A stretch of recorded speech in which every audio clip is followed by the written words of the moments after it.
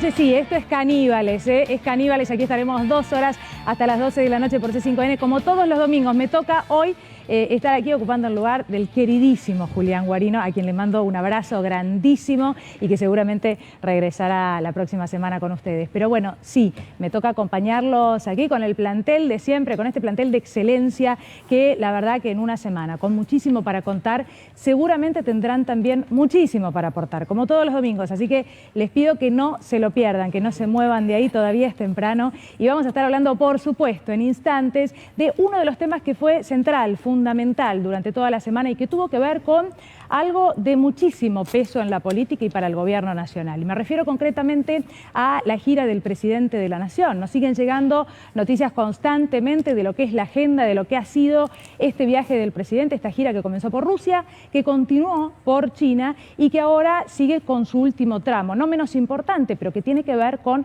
lo que va a suceder en Barbados. Bueno, repleto de críticas constantes de la oposición, ya nos vamos a detener también en eso, en cuál es la mirada de la oposición, pero por sobre todo lo que más importa, que es qué es lo que deja esta gira. Esta gira, decía yo, muy importante desde lo simbólico, con muchísimo peso por las imágenes, por los conceptos, por las declaraciones del presidente de la Nación, que sí algunas generaron polémica y le dieron lugar a parte de la oposición para saltar rápidamente a empezar a, como detractores de siempre, a criticar lo que estaba pasando o lo que estaba diciendo el propio presidente de la Nación. Pero que vale la pena posar la mirada ahí, sobre la mirada que tenemos de la Argentina en el mundo, de nuestras relaciones con el mundo, ¿no? Sin lugar a dudas, bueno, este es un programa donde justamente nos tomamos el tiempo para pensar, para analizar cosas que son cruciales, que son de vital importancia. Entonces, más allá de lo que significa en lo concreto, las inversiones que vendrán desde China, desde Rusia, los acuerdos que se han firmado, desde lo económico, ¿qué significa esto para el acuerdo con el Fondo Monetario Internacional? Bueno, también hay mucho que tiene que ver con lo que ha dicho el presidente, esto de dejar de ser satélites, esto de ser la puerta de entrada para Rusia en Latinoamérica y otras declaraciones también muy pero muy importantes. Bueno, hubo algunos desde la oposición que, como sucede siempre, rápidamente salieron a plasmar su mirada en las redes sociales. Tal es el caso de la periodista Cristina Pérez. Me llamó la atención, ahora les voy a contar por qué me llamó la atención, artículo de Infobae, el metaverso de Alberto Fernández. ¿Qué es esto? Alguien conectado al metaverso, espacio de 3D virtual. Estos párrafos son lo importante, me dicen. Bueno, no es Cristina Pérez, evidentemente. El delirante entreguismo al neocomunismo... esto es lo que escribió ella. Perfecto, perfecto. El delirante entreguismo al neocomunismo zarista. Esta era la frase importante y que llamaba la atención, decía yo, dio vueltas por las redes, encarnado por el ex agente de la KGB en momentos en que amenaza a Ucrania con sus ínfulas imperialistas. Ya sería un desatino para el equilibrio diplomático, a menos que haya oscuros negocios en la letra paralela a los memorándums que nunca conoceremos del todo. Decía, no deja de llamarme la atención, no por las declaraciones de Cristina Pérez, ahora voy a consultar a la mesa, pero justamente es una persona, creo, amante de la literatura, que ha estudiado la historia, ¿no? O por lo menos se jacta de eso, que en realidad pose la mirada en Rusia o el liderazgo ruso, refiriéndose a algo que poco tiene que ver con lo que es la Rusia actual. Bueno, pero muchos hicieron eso, puede servir como ejemplo porque fue en este caso Cristina Pérez, pero muchos lo que hicieron fue justamente apuntar con sus críticas a ciertas cuestiones que la verdad nos sacaban de foco, porque poco tenían que ver con la importancia de este viaje, con lo que tenía que ver con lo económico, por supuesto. Bueno, qué decir de la relación, ¿no?, establecida con Rusia y el resultado que han sido las vacunas que llegaron en grandes cantidades. ¿Se acuerdan ustedes cuando el mundo no conseguía las primeras vacunas y llegaban los aviones de aerolíneas argentinas repletos de cargamentos de Sputnik? Bueno, sí, se dio cuentagotas en un primer momento, pero era lo que teníamos, y en el mundo hasta hace muy poco siguen escaseando vacunas. De eso vamos a hablar también. ¿Qué fue lo que pasó? Otro que se subió a las críticas fue el propio expresidente de la Nación, Mauricio Macri. ¿Qué fue lo que hizo? Lo hizo el viernes pasado y a través de una carta, criticando cuestiones que seguramente le van a llamar la atención respecto de esta gira, la actitud del propio presidente Alberto Fernández. Vamos a repasar algo de lo que decía Mauricio Macri. Desde su lugar de expresidente, entiendo, no es momento para la improvisación, decía. Un error en el posicionamiento internacional puede ser la ruina económica e incluso hacer peligrar la paz del país y la región.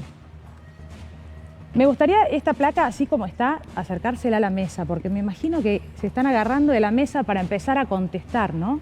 Todos sabemos que no se puede al mismo tiempo pedir ayuda y después declarar rechazo a quien nos está ayudando. Eso es lo que hizo la Argentina ayer con las palabras del presidente. Planteo solo dos preguntas que ahora seguramente vamos a resolver.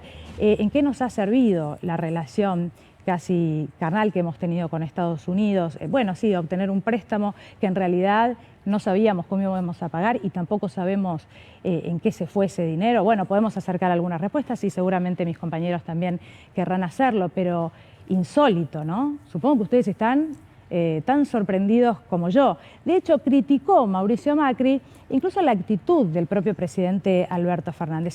¿Se acuerdan ustedes de Mauricio Macri recorriendo el mundo, haciendo chistes respecto de los triunfos futbolísticos, deportivos de Boca Juniors, en conferencias de prensa con mandatarios de primer nivel? Bueno, tal fue el caso de Vladimir Putin, por ejemplo, ¿no? Que con la rigidez constante de su rostro, lo miró de una manera que no lograba entender lo que Mauricio Macri estaba diciendo al mundo entero en ese momento en plena conferencia de prensa. Esto es lo que pasó cuando Mauricio Macri nos representaba en el mundo entero hablando de la República Argentina.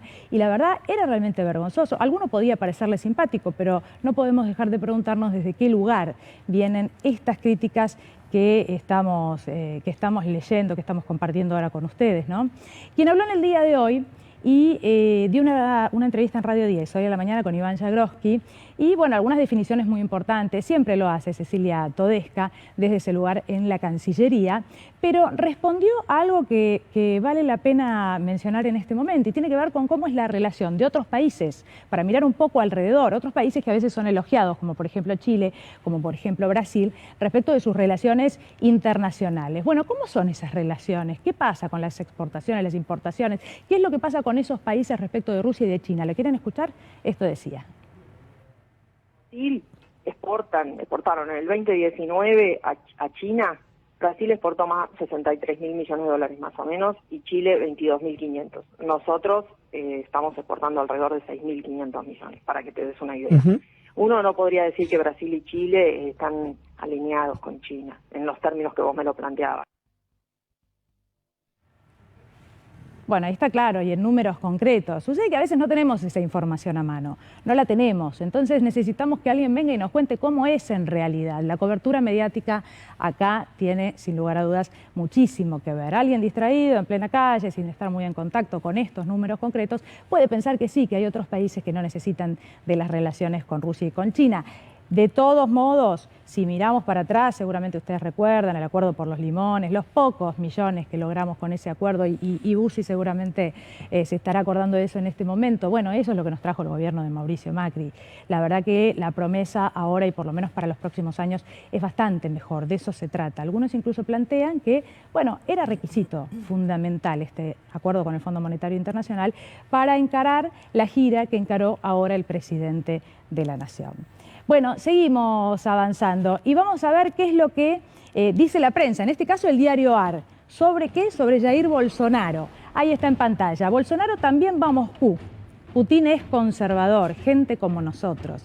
Bueno, este artículo dista mucho de lo que hemos visto estos días, ¿no? Con críticas constantes a los destinos como Rusia y como China para realizar acuerdos, siempre con la mirada puesta en la economía. Algunos decían, bueno, como agradecimiento también por las vacunas que llegaron, pero sin lugar a dudas, la economía, que es algo central, donde va a estar puesta la mirada en los próximos 2 años, donde va a estar puesta la mirada para resolver las necesidades de una gran parte de la Argentina que en estos momentos necesita de manera urgente que las cosas vayan mejorando, o por lo menos que se mantenga y se sostenga lo que se vino logrando hasta ahora en los últimos meses.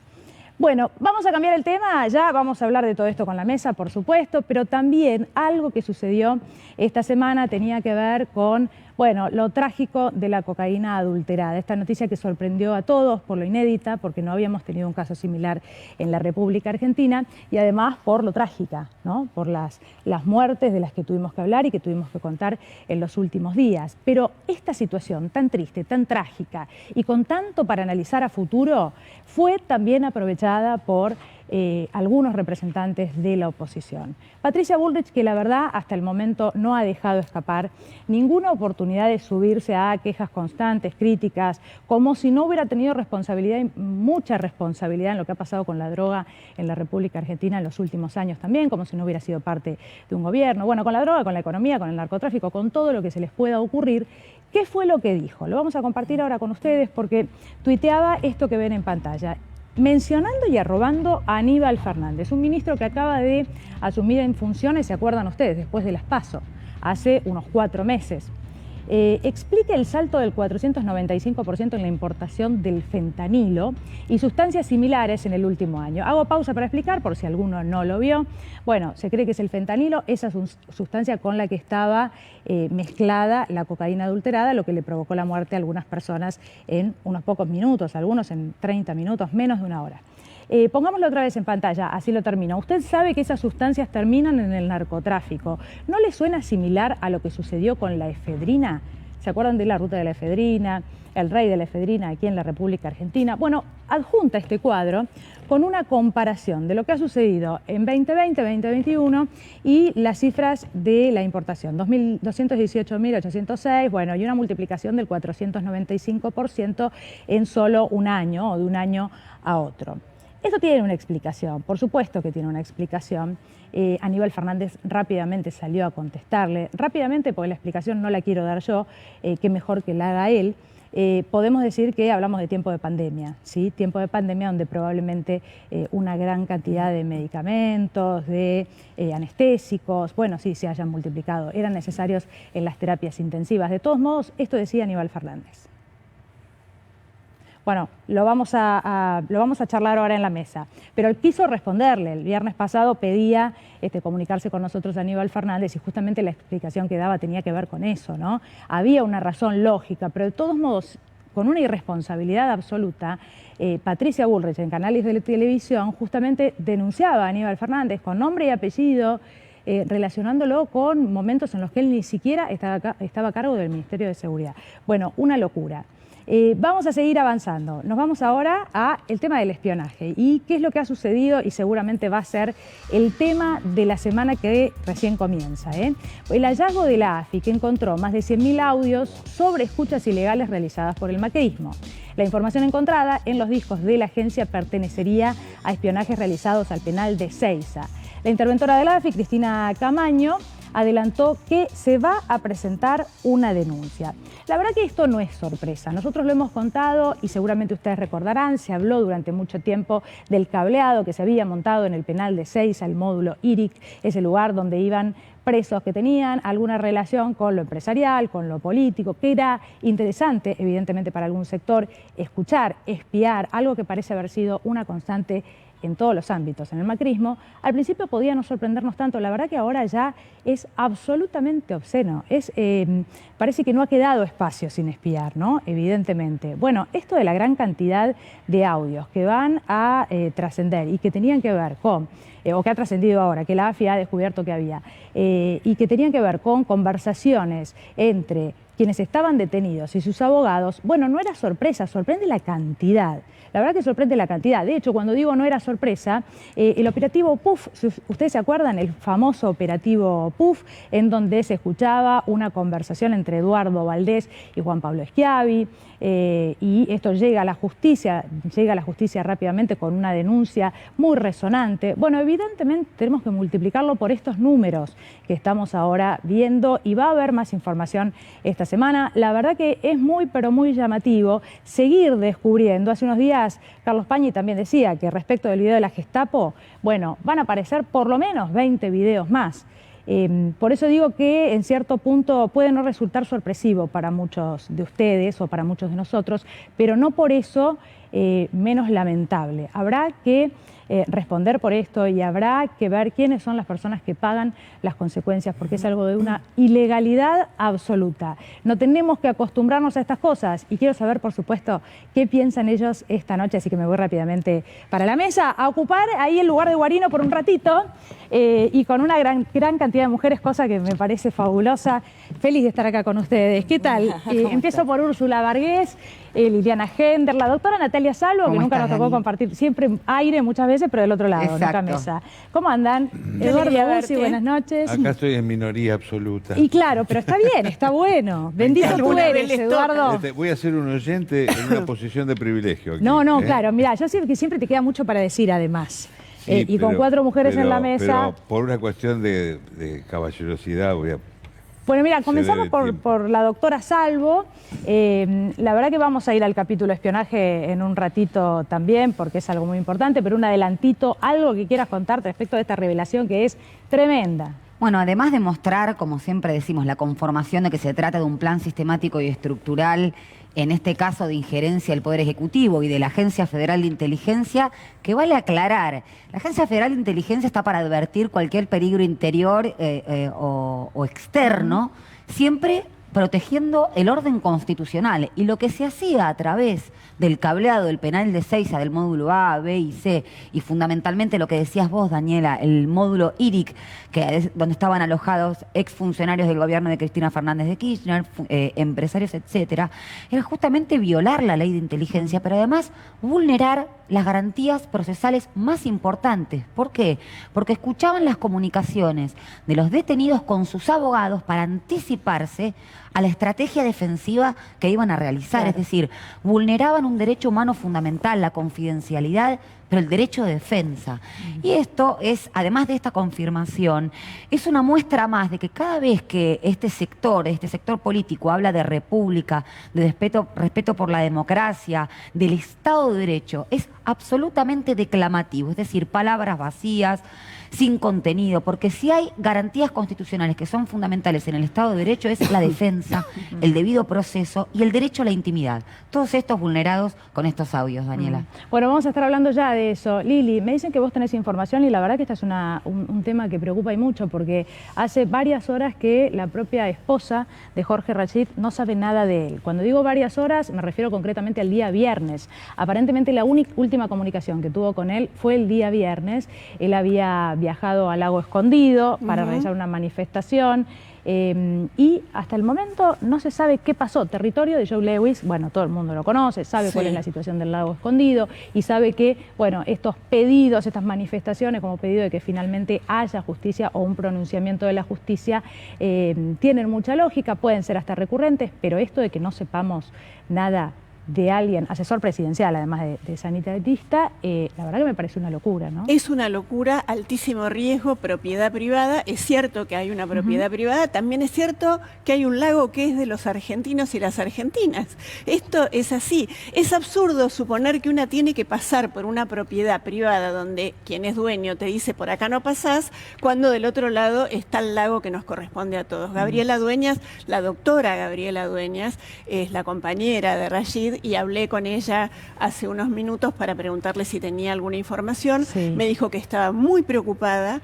porque ellos estaban acompañados por seguridad y en este momento les quitaron la seguridad. Esto es lo último que sé, tal vez en algún momento podamos conversar con ella. Hay aparentemente 40 personas de civil que responderían a Lewis, pero de manera casi informal, no estamos hablando de policía, personas que no se identificaron, ¿no? Armadas. Armadas y que además, está bien el detalle porque no es menor, y que los mantuvieron retenidos. La verdad que a mí me cuesta decirlo de esta manera porque me cuesta creer que esto esté sucediendo en la Argentina, pero te agrego solo esto.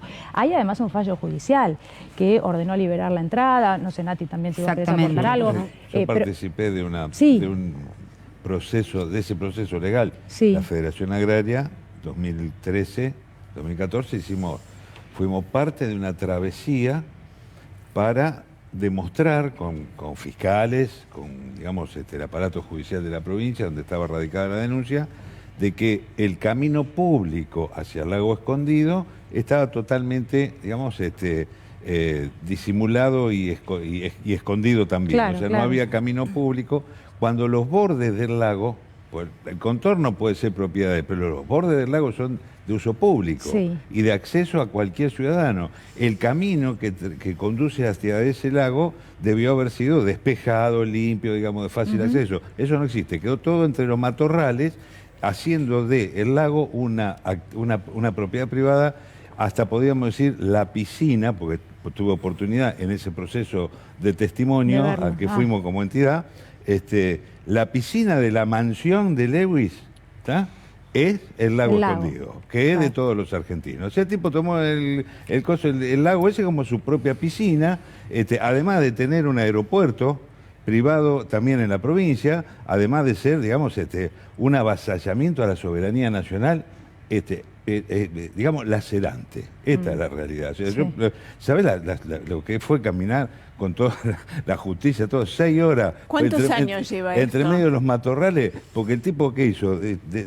hizo desaparecer el camino público. Sí, claro. Lo 1996 privatizó. creo que es. Desde el 1996. Bueno, Bueno, hace además muchos muchos años años. que esto Claro. se ha instalado No, con la la pregunta es- complicidad de todo el mundo, ¿no? La pregunta es qué pasa en el gobierno de Río Negro, ¿no? Que fácilmente le da títulos de propiedad a extranjeros y no, por ejemplo, a quienes pertenecen a las tierras, que son los pueblos originarios. Si me permitís, Daniela, yo quería tocar otro tema que te escuchaba con atención, que tiene que ver con la doble moral que tienen en la oposición, algunos referentes de ellos, que no pierden oportunidad de hacer algún tipo de negocio con la muerte y con el dolor ajeno, porque no recuerdo a ninguno de los integrantes de Juntos por el Cambio rasgarse las vestiduras con lo acontecido en la Time Warp.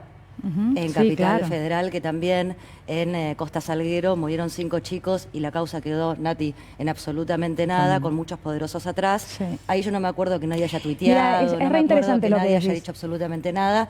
Y asistimos a esta oposición que realmente te cambia las reglas del juego y su Sí. forma de ver las situaciones, llevando siempre agua para su molino, ¿no? La distinta vara. Es muy interesante lo que decís. Yo esta semana me preguntaba una de mis compañeras, bueno, si esto hubiera sucedido en una zona más acomodada, ¿no? Y teníamos el ejemplo de Time Warp. Yo le decía, quiero creer que no, si se mueren 20 chicos. Bueno, Y no, en el no caso de salió Time el Warp, tema de quién es el intendente de 3 de Acaba- febrero. bueno, pero en el caso de Time Warp, nosotros lo contamos constantemente. Lo que pasa es que hay un sector que es verdad lo que decís, siempre omite, según, o bueno, puede criticar impunemente algo que ellos mismos años atrás, de lo que han sido protagonistas. Mira, me dicen que la tenemos a Gabriela, a la esposa de Jorge Rachid. Gabriela, buenas noches. Aquí Daniela Ballester en C5N te saluda. Gracias por hablar con nosotros. Buenas noches, Daniela.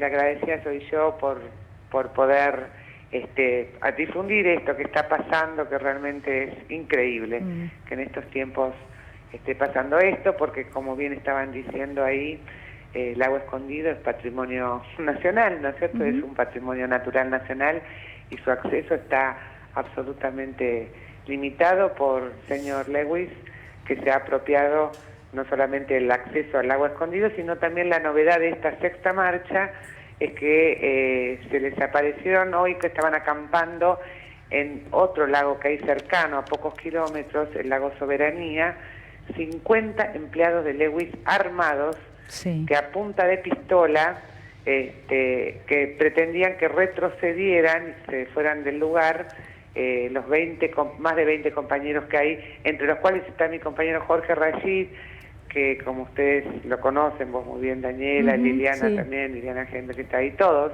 médico sanitarista que viene trabajando muchísimo por el tema de la pandemia COVID, y acompañó, como lo hizo ya en otras ocasiones, en esta marcha a varios compañeros que van a reclamar por la soberanía que tenemos sobre el lago Escondido, así como también reclamamos por Malvinas, reclamamos por el lago Escondido, y la novedad, como te decía, es que parece que el señor Lewis decidió extender sus fronteras hasta un lago cercano, que es el lago Soberanía, porque esa fue la sorpresa de hoy alrededor del mediodía, cuando los sorprendieron armados y no los dejan avanzar.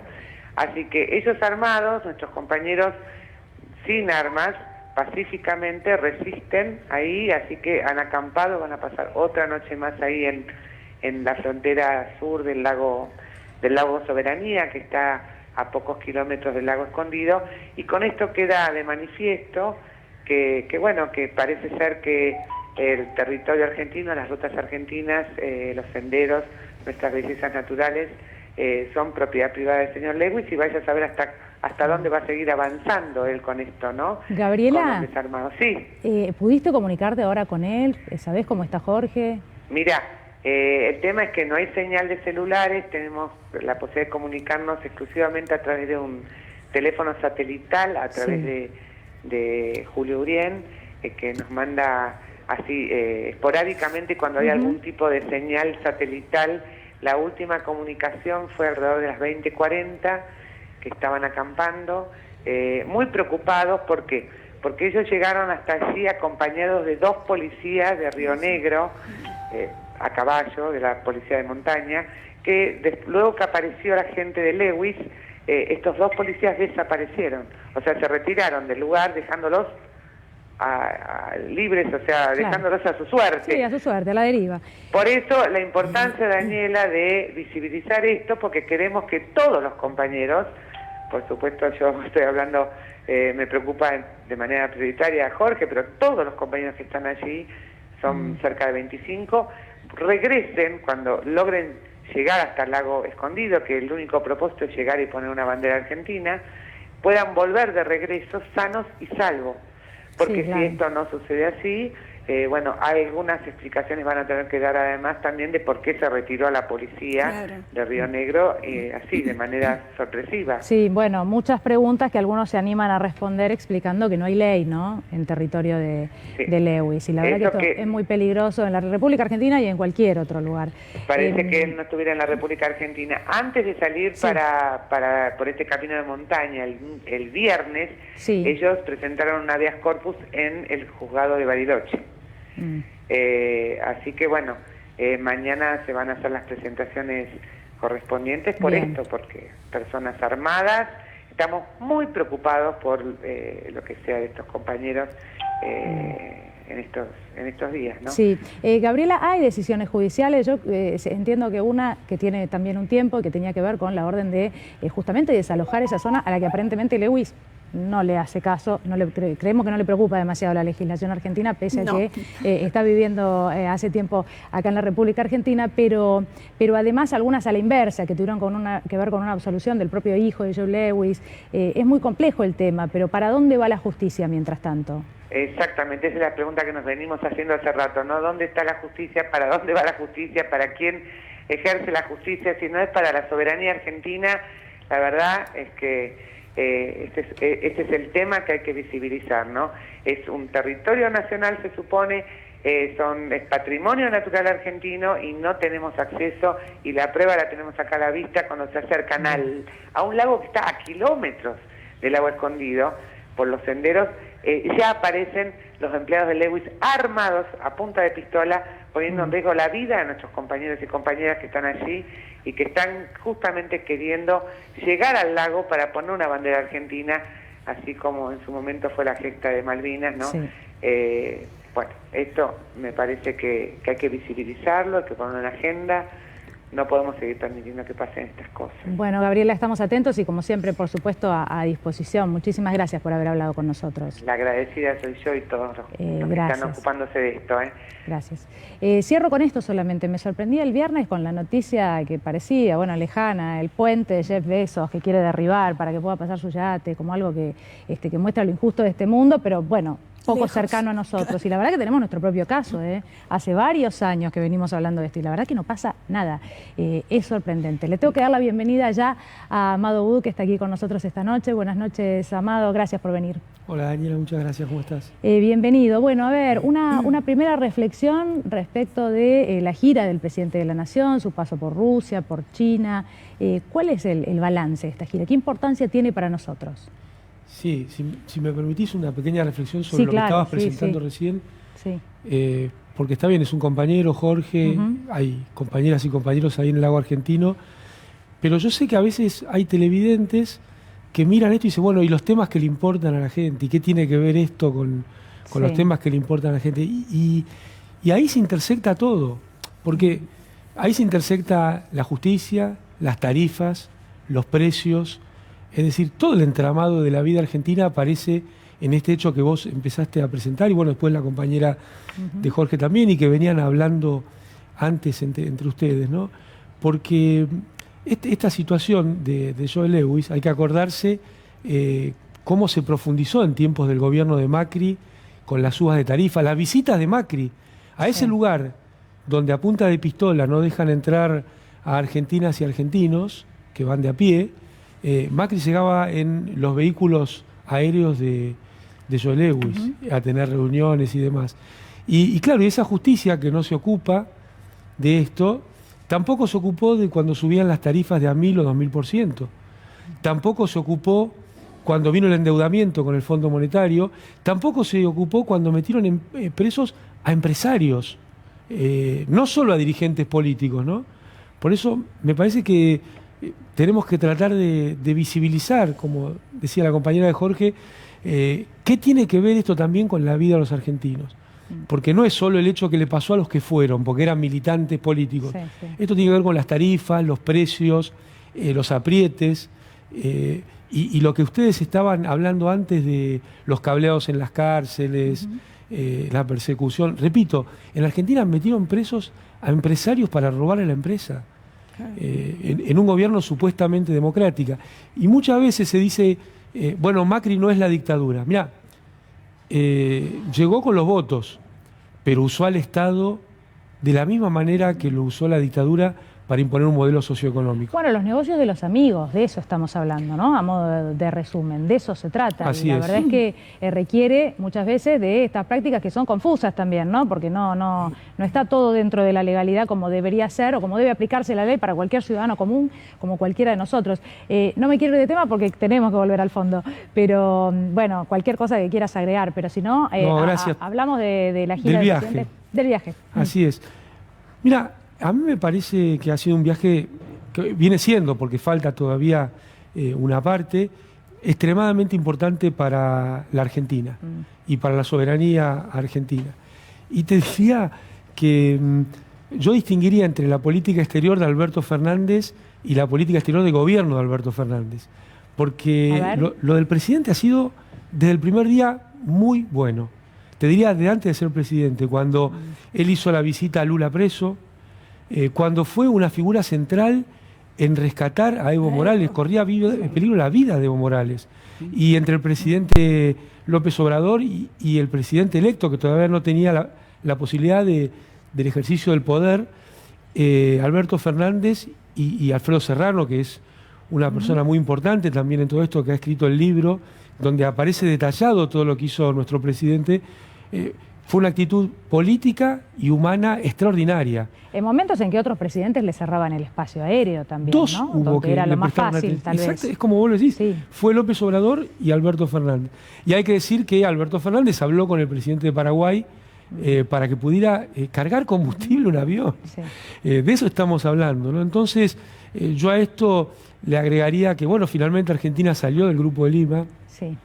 Y Argentina, en esta gira, me parece que ha dado muestra de esa política exterior de multilateralismo, donde aún sabiendo que hay una cuestión con el Fondo Monetario, que Estados Unidos tiene el 16,5% de los votos, pensemos esto, ¿no? El Fondo Monetario tiene algo más de 180 miembros, o sea, Argentina tiene medio voto, Estados Unidos tiene 16,5% de los votos, pero también ahí China es importante, Rusia es importante. También son parte.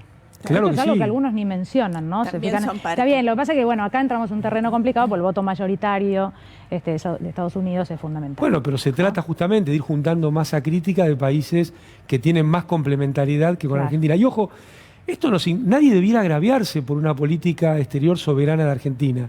Esto, que Argentina tenga excelentes relaciones. Argentina tiene firmado, desde tiempos de Cristina, un acuerdo de máximo nivel con la República Popular de China de alianza estratégica. Sí. Argentina tiene complementariedades con Rusia muy importantes. Y ningún país debiera agraviarse de que Argentina avance en su política exterior de multilateralismo. No significa romper con nadie, todo lo contrario. Y me parece que no solo es la presencia, no solo es lo que dijo Alberto Fernández en Rusia, sino también son las cosas que se van firmando, que se van reafirmando, que tiene que ver justamente con las complementariedades entre nuestros países. Bueno, voy con Úrsula y con Eduardo, que hablaron un poco menos hasta el momento, porque sé que Julián trata de equilibrar todo. Si no lo logro, me dicen. A mí me parece igual que también es un poco una puesta en escena, siempre de la oposición, ¿no? Con ese cipallismo que tiene, con responderle siempre a la Embajada de Estados Unidos, como este chiste, ¿no? Que Estados Unidos no tiene golpe de Estado, pero no tiene Embajada de Estados Unidos, y que me parece que cuando Macri también fue de gira, es decir, es comunista cuando va Alberto China, pero cuando va Mauricio Macri no es más comunista. Sí, el doble discurso otra vez, ¿no? Permanentemente, entonces cuando cualquier cosa que haga Alberto hay que pegarle de este lado, que uy, cómo va a defender Putin y Rusia también, que es comunista, porque pareciera...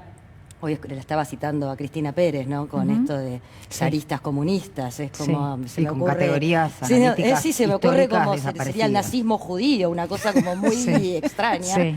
Pero que lo que hace es sacar el foco de atención de que falta un montón de cosas, le falta un montón de gente comida en la mesa, de poder comprar sus alimentos, pero son cosas buenas que van pasando en una situación que recién estamos saliendo de pandemia y que permanentemente la oposición pone el foco en que nos estamos aliando con comunistas y además... como dirían, se les nota un poco, ¿no?, la necesidad de preservar esos sobres que vienen directamente de la embajada y se rasgan las vestiduras diciendo cómo Alberto va a decir que vamos a hacer la puerta de entrada a Rusia en Latinoamérica, que a mí me parece extraordinario que Argentina pueda hacer negocios con la mayor cantidad de países posibles. Sí, claro, y en el caso de China además es importante. Me acordaba de Kast. ¿Se acuerdan Kast ante el candidato a presidente de Chile? Hicieron una entrevista un día y que le preguntaban cómo iban a ser las relaciones internacionales y si ganaba las elecciones, y él dijo que cortaría con Cuba, cortaría con Venezuela, porque comunista, no sé qué, cualquiera de esas cosas que dicen, y preguntaron por China. Ah, no, con China no. Con China ni loco, cortar. claro. Y acabamos de ver los números. Y menos en este momento. Eduardo, comunista, pero grandote. Por lo que dice, no hablan, ¿no? Los que hablan del comunismo, del bloqueo, de los 60 años del bloqueo. Eduardo, y por los precios, te pregunto bueno, arranca con lo que quieras, pero quiero sumarte esto de los precios, lo mencionaba Úrsula, me parece que también es importante. El que está en casa del otro lado está pensando, bueno, a ver, ¿y por qué me importa esta gira? El paso de Rusia, más allá de las definiciones que son muy importantes para analizarlas, y que fueron muy importantes, bueno, también en lo económico. ¿Nos representa una mejora? Argentina acaba de lograr un diferimiento de pagos donde subyace la responsabilidad de quien lo otorgó, tanto del fondo como del caradura que tomó la deuda, que se llama Mauricio Macri, todo su séquito. Digamos, permanece esa cuestión, pero mientras tanto, el viernes 28 de enero teníamos un problema serio. Ya esos días el dólar estaba a 2.30, que el Donald Blue, que estaban todos los aparatos desestabilizadores dando un golpe monetario, digamos, ¿no? O sea, hay un acuerdo que cuenta con un 75% de simpatía en la sociedad y que da plazos. Ahora, hay que generar crecimiento de la economía. ¿Con quién? ¿Con Biafra, digo, con los países más pobres del universo? ¿O con los países que son demandantes? ¿No? ¿Con quién? O sea, hay que tener relaciones con Estados Unidos, por supuesto, no se puede quemar puentes, hay que lograr, y es un trabajo también acá adentro, digamos, validar el acuerdo con el fondo, y empezar una senda de crecimiento de la economía, de crecimiento de la producción, de crecimiento de la exportación, de generación de empleo, de valor agregado. Y uno de esos destinos se llama China. Digamos, otra de las potencias es Rusia. Así, ¿con quién nos vamos a vincular? Parece que ha sido brillante la estrategia que ha hecho el presidente de la Nación, digamos, en estos pasos que se han dado en términos de 8 días, y que nos ubica en, digamos, uno de los mercados donde están subiendo 40 millones de chinos todos los años a la clase media. Lo mostró en funcionamiento rápidamente y en relación con líderes importantísimos del mundo, inmediatamente después de, bueno, el conflicto o el debate en la Argentina, las palabras de Máximo Kirchner, también desde lo simbólico esta semana fue muy fuerte para el gobierno. Claro, tenemos ahí todo un debate macanudo, por eso vamos dividiendo en dos etapas, porque todo lo que pase adentro del frente de todo es un tema complejo. Ahora lo vamos a hablar y le vamos a preguntar a Budo donde es importante la unidad en la diversidad. Y respetar las posiciones de todos, pero no emigrar. ¿Me explico? O sea, bueno, es un tema. Ahora, China, posibilidades. Hasta hay que tener cuidado de que si le dejamos libre acceso a las carnes argentinas, por ejemplo, vamos a terminar pagando 5.000 pesos el kilo de carne nosotros. ¿Me explico? Entonces hay que ver cómo se va regulando eso, pero en China lo que estén generando como tecnologías y lo que significa como mercado, es un tema que hay que tenerlo bien aceitado. La multilateralidad, como decía Amado, es algo que un país debe practicar. Rusia es una de las potencias mundiales, bienvenido sea, digamos. Así que para los productores agropecuarios, mantener buenas relaciones con China es una buena noticia. Digo esto en pocas palabras porque es uno de los mercados que más se lleva. Claro. Lo que sí hay que ser cuidadoso, porque los chinos son más vivos que el Chavo, viste que el Chavo se quieren llevar los porotos, no se quieren llevar el aceite, sí. O sea, hay que ver cómo negociamos alimentos los argentinos éramos alimentos procesados y no materia prima. Sí. Lili, ¿querías agregar algo? No, lo escuchaba con mucha atención y pensaba un poco siguiendo el razonamiento de Úrsula, que lo dijimos el domingo pasado, tenemos una oposición que lo que hace no es oponerse en términos de una oposición que discute ideas, sino atacar la gobernabilidad de quien en este momento tiene que ejercer el poder. Las elecciones se tratan de eso se trata la democracia. Alguien gana, el resto debería acompañar, discutiendo sí, oponiéndose sí. Lo que se hizo en relación a las muertes y a las drogas por parte de grandes referentes de la oposición es vergonzoso, y debería haber un mecanismo de la sociedad en su conjunto que dijera, no podés estar diciendo esto cuando hay 25 personas que se murieron, cocaína adulterada, un negocio que hace que la gente realmente esté en una situación de alta complejidad. Reflexionemos acerca de cómo esta sociedad puede tomar este tema de las adicciones, puede tomar este enorme dinero que se mueve en el mundo con el tema del narcotráfico. En vez de estar diciendo, porque vos dijiste, porque vos pusiste, porque vos hiciste. Sí, además la mentira, Lili, también, ¿no? Yo hablaba todo el tiempo. Te escuchaba hablar y pensaba todo el tiempo en la palabra deshonestidad, y pensaba, pero esto aplica a la política, porque sabemos a veces que hay juegos, ¿no?, en la política que no siempre tienen que ver con la honestidad pura, pero también tiene que ver con eso, ¿no? Bueno, la ética, la falta que de honestidad, no mirar para atrás, ¿viste? Estamos hablando de la presidenta de un partido, estamos hablando de candidatas, estamos hablando de diputados como Ritondo o de personas que están en la política,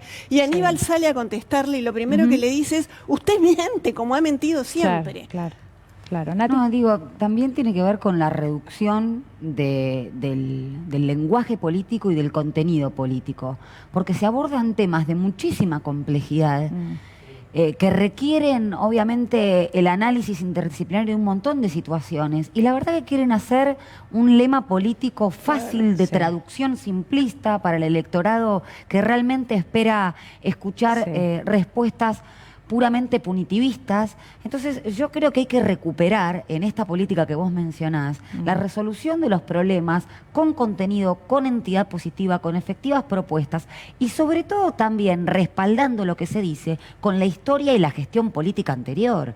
Patricia Bullrich, Ritondo, o sea, un espacio político viral que no pudo explicar cómo habían ploteado un helicóptero, ¿recuerdan? Bueno, 500 kilos de marihuana que se lo comieron los ratones de un día para el otro, los ratones más locos del mundo. La verdad que hubiesen estado así en cualquier lugar. Eso requiere tiempo, perdón. Intendente de Paraná, ¿recordás? Que estuvo preso directamente por el narcotráfico. Pero es cotejar la propia gestión con lo que se dice un año después. Sí, claro, no pasó tanto tiempo, ¿no? Como para que nos olvidemos. Bueno, también acá hay que decir que la cobertura mediática todavía hay 4 argentinos de 10 que creen que la deuda con el fondo la tomó Alberto Fernández. Es una locura lo que pasa, perdón. Agregar una cuestión, Amado, discúlpame. Este tema de la falopa, de la droga. Yo vengo escuchando, pero nadie dice a dónde va la plata de los narcotraficantes. ¿Ahí está la clave? ¿A dónde va la plata? A los bancos más importantes del mundo. A ver, entonces digo, yo me gustaría escucharla a la señora Bullrich, a ver si sus amigos empresarios de los grandes negocios urbanistas, inmobiliarios, ¿quién los fondea? Digo, ¿cuándo vamos a atacar el verdadero problema que tiene? No es solamente el consumo, las debilidades, las situaciones críticas. Pero, Eduardo, por eso familiar se penaliza al consumidor. Te distraen diciendo, mirá la cantidad de chicos, ¿dónde chicas? Se invierte? ¿Dónde invierten la guita grande? Bueno, ¿por qué no ponemos toda la cosa ahí? Yo no la escucho a la Bullrich hablar de dónde se invierte esa plata. Pero, Eduardo, no hay que ser ingenuo, ¿no? Bueno, permanentemente escuchamos que algunos narcos han también ayudado a campañas de distintos partidos de gobierno. Eduardo, ¿cómo vas a ir por los bancos? bancos. No, lo que se hace es penalizar, criminalizar al adicto, al que pero tiene además, un porrito en el... se ve solamente un polo. Corren ese lugar y no van clase, a algunos Úrsula, bancos muy importantes. Y recordarán que hace poco también Cristina hablaba justamente del narcoestado, o de la presencia cuando la política deja un brocal, un hueco, se ocupa, ese lugar se ocupa. Entonces, lo que decía Úrsula recién, poner el foco quien consume y no el negocio que se mueve atrás. Bueno, distracción. Ahí está el punto. ¿Y cuáles son los lazos, las articulaciones espurias también que existen? Además, la mentira permanente, ¿no? Ahora inventaron el eslogan ese: dato mata relato. Vidal anda con eso y 2 o 3 medios de difusión lo repiten. Primero, ¿cómo les gusta la palabra matar? Porque podrían usar otra expresión, ¿no? La tenemos a Patricia Bullrich para escucharla y quiero saber después, por supuesto, pensé que aceptó estar en C5N. Pero a partir de eso, mirá. No, que sería hermoso, la verdad, Lili. Pero mirá, el dato el dato que convalida el relato. Mauricio Macri recibió el país con 0 peso dólar de deuda con el fondo. 0. O sea que no es que podemos discutir 2, 3, 0. Se le debía 0. Ellos le deben, o nos hicieron que todos le debamos 44.000 millones de dólares al Fondo Monetario, en un esquema impagable el primer día que firmó, porque este año 19.000 millones de dólares, no hay serie de registro histórico argentino que permitiera eso. Ahora, van a la televisión y dicen el problema era el déficit fiscal. El déficit fiscal es en pesos, y esta es una deuda en dólares. Y no tiene nada que ver emitir una deuda en pesos o en dólares, porque una es una moneda que vos manejás y la otra no. Por más que la tasa de interés sea más baja, lo que quieran decir. Entonces, todo está montado encima de mentiras que, si no se discuten, que tienen una apariencia técnica, pero que son mentiras. Y como no se develan estas mentiras, no se dicen de frente, así como hay que decirlas, van corriendo. Creo que parte de nuestra obligación, y este programa creo que trabaja mucho en eso, es poner en blanco sobre negro estas cuestiones. El déficit fiscal es en pesos. Amado, y en ese... Hace años. Pero tenemos a Patricia, y sí, ahora Úrsula volvemos, y también, por supuesto, lo dejé planteado, pero le quiero preguntar a Amado qué es lo que piensa del acuerdo con el Fondo Monetario Internacional. Escuchamos a Patricia Bullrich y ya seguimos con todos estos temas. Casualidad, no es casualidad, pero es el mismo ministro con el que entró la efedrina. Ahora, a ver, ¿cómo es? Claro, entró la efedrina y ahora entra el fentanilo. Aníbal, decís Aníbal Fernández. Sí. Digamos, el control sobre los precursores químicos. Muy grave lo que decís. Bueno, pero no digo nada grave, planteo una realidad. La efedrina entró acá como agua y ahora entró el fentanilo, que es un peligro. No, pero es que es la realidad. A ver, la subsecretaría de lucha contra el narcotráfico, que era la que controlaba todo este movimiento de todos los precursores que entraban a la Argentina o que circulaban en la Argentina, la bajaron de categoría, le hicieron dirección, el control de los precursores pasó a una coordinación, no hay ningún control sobre los precursores, tanto que uno puede buscar por Google y no generan ningún tipo de control sobre esto. Es mentira. Es mentira. Aníbal Fernández fue la persona que hizo los registros. Sí. Y además basta con estas mentiras sobre Aníbal. Ya nos comimos una campaña íntegra montada en mentiras, donde es grave lo que dicen esos dirigentes y dirigentes políticos, pero más graves son los esquemas comerciales que sostienen y difunden estas mentiras. Sí. Argentina pagó la mentira sobre Aníbal teniendo una gobernadora como Vidal, que hizo un desastre, y un presidente como Macri, Aníbal, que hizo un desastre. No fue llamado a juicio. Bueno, Natalia, además, me corregirás. O sea, a ese nivel, ¿no? Pero en los medios estaba presente todo el tiempo. Pero además, justamente, la demonización que hicieron con respecto a Aníbal muestra, o sea, luego lo que pasó con posterioridad con la causa D'Alessio y todas las causas que investigan la mesa judicial, el espionaje legal, el modus operandi del macrismo para denostar una figura pública o denostar un referente político e influir en la vida institucional de un país a través del espionaje ilegal, de la construcción de causas, que es justamente lo que prohíbe la ley de inteligencia. Bueno, Aníbal Fernández fue parte de la información en Google.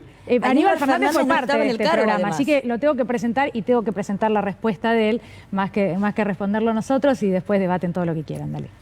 Pero lo que no sabe, porque es tan burra, que no sabe ese tipo de cosas, que nosotros, el Ministerio de Seguridad que represento y que tiene el REMPRE, que es el Registro Nacional de Precursores Químicos, los precursores químicos no son otra cosa que sustancias químicas que están presentes en la vida cotidiana, en lo industrial, en lo farmacéutico, en lo científico. Es una sustancia lícita el precursor químico. Bueno, el registro de precursores químicos depende del ministerio de mi cargo, pero el fentanilo no es un precursor químico. El fentanilo es un opiáceo que solo ingresa al país con autorización del ANMAT, es del Ministerio de Salud, ANMAT, con lo cual mirá el esfuerzo sobrehumano que hace esta mujer para tratar de ligarme de alguna manera con esta situación, y cuando es tan bruta, pobre, que no sabe o no se da cuenta o lo oculta o hace las cosas peores todavía, sin saber que es otra dependencia y otro ministerio la que se ocupa de estas cosas. Bueno, ahí está la respuesta, Úrsula. Sí, no solamente eso, ¿no? Siempre pareciera que desde la oposición se olvidan que transcurrimos durante 2 años una pandemia, donde se necesitaron más medicamentos, donde se necesitaron otro tipo de fármacos. También se olvida Patricia Bullrich que hace no tanto que Aníbal Fernández está en seguridad. Estaba... así 4 meses. Exactamente. Me parece, sí, claro. Me parece después que las paso, mira. Me parece que no, acá el tema no es de burra, sino que lo hacen de maldad para seguir ensuciando a un político.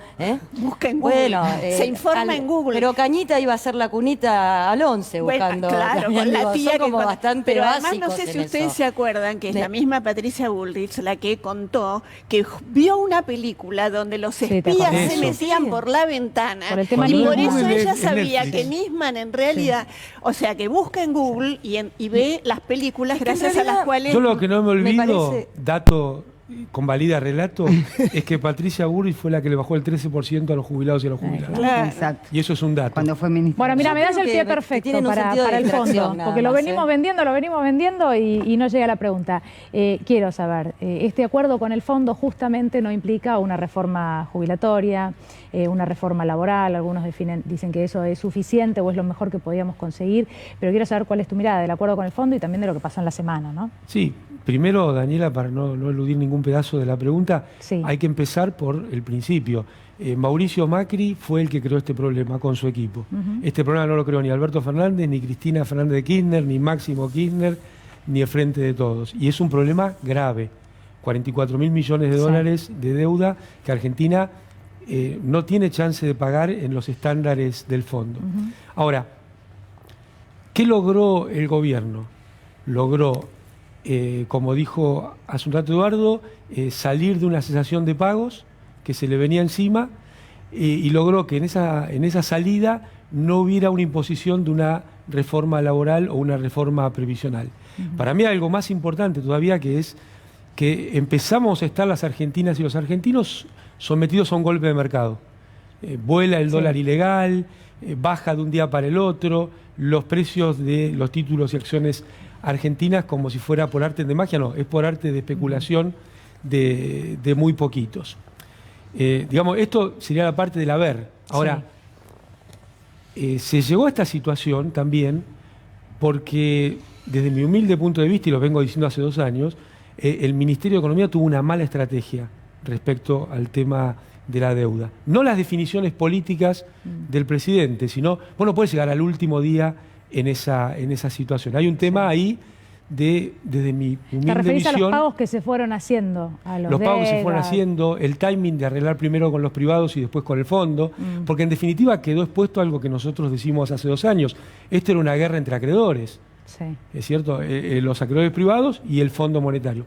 Y además, la deuda se ha convertido en una especie de cadena o de correa para las sociedades, en un verdadero cepo, porque disminuye el campo de decisión de los gobiernos populares, porque lo deja embretado. Ahora, me parece que ya llegamos a una situación en la cual lo más importante es el propositivo, es, bueno, de acá en adelante, ¿qué?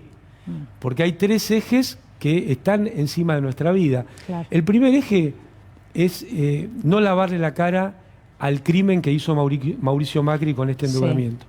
Y yo creo que una de las debilidades del acuerdo, que es que no se negoció toda la deuda, sino que hay una negociación que todavía no está concluida, por eso también tenemos que esperar un poco para opinar sobre los detalles o sobre la letra chica. Como lo que se hace es refinanciar cada vencimiento, bueno, esto nos deja en la posibilidad de seguir yendo a discutir a tribunales internacionales o en los tribunales argentinos el crimen de Macri y del Fondo Monetario. Sí. Primer eje. Segundo eje, me parece tal vez el más importante para nuestro pueblo y para el futuro de Argentina. ¿Quién paga? Claro. ¿Quién paga? Eve de Bonafini convocó el 17 de octubre en la Plaza de Mayo a decir no se paga con el hambre del pueblo argentino. Muy bien. Pero esto me parece también a mí fue una promesa de campaña, si lo recordamos, ¿no? Totalmente. Que esta deuda no le iban a pagar los que menos tenían. Pero no debe quedar Úrsula en un eslogan. ¿Cómo? Esto no debe quedar en un eslogan y hay formas de que no quede. ¿Cuál es la forma? Bueno, desde mi visión, incorporar nuevos tributos que los paguen los que se beneficiaron. Si cuando asumió Macri el dólar estaba a 10 y hoy está a 217, hay sectores que se beneficiaron. Por ejemplo, los exportadores de materias primas. Entonces, necesitamos, desde mi visión, incorporar puntos de retención a un fondo específico para el pago de la deuda. Lo mismo con el impuesto a las grandes fortunas. Se hizo por un año en el marco del COVID. Bueno, tenemos la emergencia que genera el endeudamiento de Macri. Sostengamos ese impuesto en el tiempo y que los que más tienen sean los que pagan. Lo mismo, hay 88.000 millones de dólares de fuga en tiempos de Macri, tasa de interés del 80% en dólares. Escuchemos lo que estamos hablando. Eso es lo que produjo Macri. Bueno, ahí tiene que haber el fondo que dice que es un organismo cooperativo, etcétera, etcétera, y de la transparencia, tiene que ayudar a la Argentina a encontrar esos fondos para poder que ellos tributen y sean los que pagan. Porque si no, esta cuestión de que vamos a pagar con el crecimiento lo necesitamos para sacar a nuestro pueblo de la pobreza, para mejorar la vida de la Argentina. Si no, sería muy injusto. Hay algunos que crecieron sus patrimonios con estas medidas. Bueno, ellos son los que tienen que pagar. Y este me parece que es el eje central de lo que viene. Y el tercer eje es el propio negociador Chodos, una persona que yo creo que su único interés es la Argentina, no creo, estoy seguro porque lo conozco mucho, y él mismo ha dicho, cada 3 meses va a venir el fondo y esto para la Argentina es malo. No lo provocamos nosotros, lo provocó Macri. Es cierto. Bueno, creo que tiene que haber una gran organización popular para que todo el mundo sepa qué viene a hacer la gente del fondo cuando viene a la Argentina.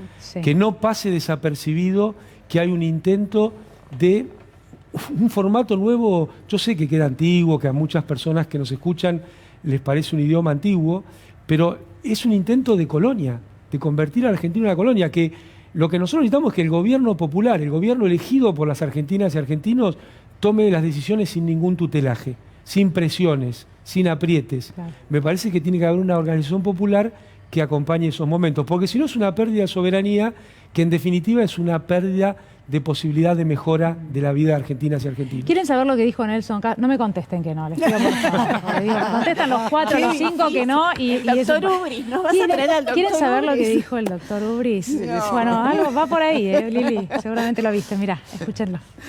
Es lamentable el presidente de la República. El análisis gestual de la reunión con Putin es maravilloso, de libro, ¿no? Esa actitud de Putin, de inquieto, ¿no es cierto?, moviendo las piernas, es alguien que dice, ¿cuándo termina esto? La Maroshka, todo lo que se ve en la televisión. Aparte, hace mucho que no lo estabas viendo. No, si nos vamos a poner a analizar por las piernas, los gestos. Putin quería que se menos mal que no salen nuestras piernas. Sí. Recordarán. Claro. Así es muy difícil. Recordarán cuando en el G20, creo que fue allá por el 2018, Trump ingresa y le deja la mano colgando a Macri, o cuando le hace una suerte de palmaditas. Hablando de tutelaje. No, pero el doctor Ubris, esa parte, esos 4 años, 2015, esa parte nunca hizo lectura de gestos. Me dicen que tenemos un archivito de algunos de esos momentos. Lo compartimos con ustedes.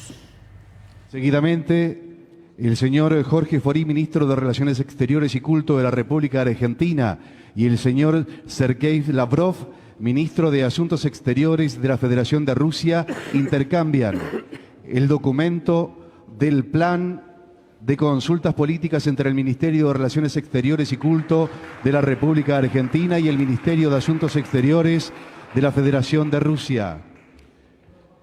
Es el turno del señor Javier Alfredo Iguacel, secretario de Gobierno de Energía de la República Argentina. Le hace seña de que Forí es petizo, y lo más maravilloso es que no es la única vez que Putin lo mira mal. Cuando le hacías chistes, yo recuerdo cuando le hacías un chiste sobre el fútbol. Sí. Angela Merkel también, como que se quedan mirando diciendo... ¿Qué estás diciendo? Porque algunos otros le festejaban el chiste en algún lado, depende de dónde, pero el caso de Putin fue tremendo. Cualquiera que le pongan esa cara pasa un momento incomodísimo y lo estamos viendo todo. Alguien en la audiencia tal vez tenga algún recorte de Cristina Pérez hablando del zarismo en esta etapa en relación a esta foto, ¿no? No sé, qué sé yo, digo, si había zares, a lo mejor en el 2015 ya lo sabía o no, o solo ahora es... Parece que no. Parece que no. En diciembre del 2019 arrancó el zarismo. Claro. Me pregunto, Vudú, también, porque todo el tiempo yo mencionaba la cobertura mediática varias veces y no quiero volver a lo mismo porque es algo de lo que se habla siempre, ¿no? Y uno no puede escudarse en, bueno, lo que pasa es que la cobertura mediática permite que todo esto suceda como si nada, pero sí me lleva a la pregunta de dentro del Frente de Todos, ¿cómo es que llegan 4 de cada 10 argentinos a creer que la deuda con el fondo la tomó Alberto Fernández? Es decir, más allá de la cobertura mediática, ¿hay algo dentro del Frente de Todos que se pueda hacer distinto, que debiera ser distinto o debería haber sido distinto para no llegar a este punto? Yo creo que no tenemos una buena política comunicacional. Empezaría por el canal público, la televisión pública y de ahí en adelante, donde pareciera que hay un intento de no irritar a la sociedad en términos de no sé quién decide qué irrita y qué no irrita, porque en definitiva no hay nada peor que no conocer las cosas tal cual son. De hecho, este es un canal que en momentos muy difíciles, muchas de ustedes y de ustedes han hecho un trabajo de decir cosas fuertes y ha tenido una gran audiencia. Y lo mismo pasa con otras radios y con otros medios. Yo creo que cuando no se dicen las cosas tal cual son o no se focaliza en temas que en apariencia son más conflictivos, es más difícil que la sociedad comprenda y acompañe políticas que son necesarias para salir adelante. Yo recuerdo la famosa etapa de las cadenas de Cristina Fernández de Kirchner. Bueno, por algo le molestaban tanto las cadenas a la prensa dominante. Yo creo que te critican tanto cuando estás haciendo algo bien, algo que te sirve, algo que le sirva al conjunto de las argentinas y argentinos. Hay que tener mucho cuidado para mí desde dónde, con qué lentes se están mirando las críticas o las no críticas y qué es lo que sirve o no sirve y a quién. Porque en realidad no hay una razón, no hay un punto de vista.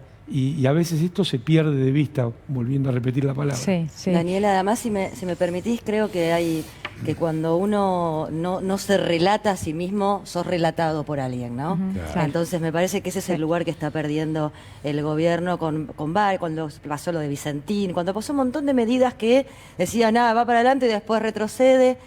Sumo lo que dice Amado, la necesidad de cadenas nacionales, como por ejemplo con el acuerdo del FMI, para que el presidente le recuerde al pueblo que no se olvida que le prometió que esta vez no iban a pagar los que menos tienen. En algún momento algunos criticaron mucho las cadenas diciendo que se llegaba al hartazgo y que eso fue contraproducente. Bueno, pero hablando de esto, me parece que el gobierno adolece de que es relatado por la oposición permanentemente y no nos cuenta él mismo lo que está pensando, para dónde va, qué se arregló, cómo va a ser, quién tomó la deuda. Entonces quedan relatando, y además con todos los medios más poderosos y hegemónicos de comunicación, la oposición a un gobierno que evidentemente tiene realmente un gran problema comunicacional. Eduardo, agrega lo que quieras, pues ya vamos al tema que sigue. Agrego que la oposición tiene unos aparatos de prensa gigantescos, y los usa. A ver, sale la burra así cansada, pero sale, y eso va calando. Entonces, coincido con lo que dice Amado. Hay que pararse en el centro del ring. ¿Quién maneja los tiempos? Y cuando se es presidente, yo quiero que a Alberto le vaya bien, y básicamente, si estoy acá, de alguna manera también es, no solo para tratar de ser la voz de productores, de la producción y estas cosas, sino porque quiero que le vaya, que esta etapa vaya bien, porque ya hemos visto lo mal que le hizo al país y todo lo anterior. Lo que hay que evitar es que eso vuelva. Entonces, ahora tenemos que poder mostrar algunas cosas que están pasando en la economía argentina. O sea, hay mayores niveles de producción, hay mayores niveles de exportación, récord en varios años. Hay una demanda internacional de nuestros productos que constituyen una oportunidad. Sí. Hay, digamos, generación, actividad, superávit comercial como hacía años que no había. Ahora, ¿qué hay que hacer? Hay que mostrar estas cosas, hay que poder explicar estas cuestiones que en definitiva hacen que el eje de lo que discuta la Argentina no sea puesto, como decía Úrsula, por lo que nos relatan, sino por lo que nosotros tenemos capacidad de poder exhibir. Claro. Quiero agregar solo esto. Creo que tienen conciencia y por eso hay una vocera que es Gabriela Cerruti. Me parece que hay una intencionalidad de explicar más porque se dan cuenta que hasta ese momento... ¿Con qué herramienta? ¿Con qué herramienta? Bueno, una vez por semana, cadena nacional, los viernes, listo, habla el presidente de la Nación. Otros presidentes en el mundo lo hacen eso. Y dice las 3, 4 cosas que esa semana el gobierno tiene que... esto que señalaba... Y otra cosa más, ley de medios. Ojo, ley de medios. No puede seguir siendo, perdón Eduardo que termino la frase, no puede seguir siendo gratis que la gente que se llama a sí misma periodista o los referentes de la política digan cualquier cosa con total impunidad y no tengan nadie que les tire de la oreja y les diga, che, flaco, no se puede mentir, esto tiene un precio. Bueno, bien, ahora, hay también una cuestión, ¿de dónde va a salir la plata? Hay una frase que ya histórica en este país, que es aquella de funcionarios que no funcionan. Recordamos esa frase, ¿no? Sí. Funcionarios que no funcionan. En la Argentina, Amado, lo que sobra es plata. Hay un ministro que hace 4 meses que está en funciones, pero los organismos que tienen que controlar el río Paraná siguen delegando el control. Sí. A lo propio dueño de los barcos, a lo propio dueño de la soja, y no estamos controlando eso. 30.000 millones de dólares salen por ahí sin declarar. Bueno, esto es otra cosa, pero desde lo mediático, cuando se intentó hacer el observatorio de medios, y voy a Vudú que quería responder sobre las cadenas nacionales, creo, la verdad que fue un escándalo. Duró 2 días la idea una de las primeras medidas que tomó el expresidente Mauricio Macri cuando llegó al poder fue por DNU terminar justamente con la ley de medios. No es un detalle menor. Pero sí tiene, por ejemplo, el gobierno nacional, el canal público, y tampoco es tan aprovechado. Digamos también las cosas como son. Digo, las pequeñas bocas de información no son muy aprovechadas por el gobierno nacional. ¿Vudú?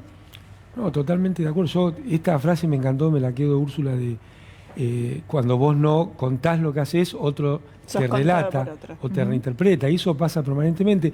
Y después el trato, ustedes hablaban hace un rato de la doble vara. Sí. Cuando uno ve lo que supuestamente son reportajes a los referentes del Frente de Todos, y la misma persona haciendo un reportaje al macrismo o a lo que quedó del radicalismo, realmente decís, bueno, son dos personas distintas.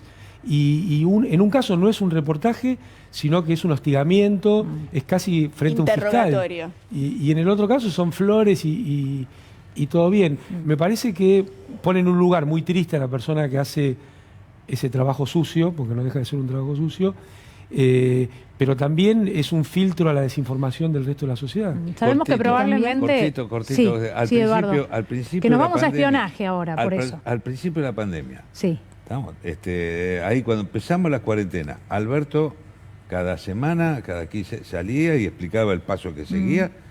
El 90% del país estaba atento a ver cómo seguíamos, le prestaba atención. Entonces, y tuvimos una de las mejores políticas de vacunación del mundo.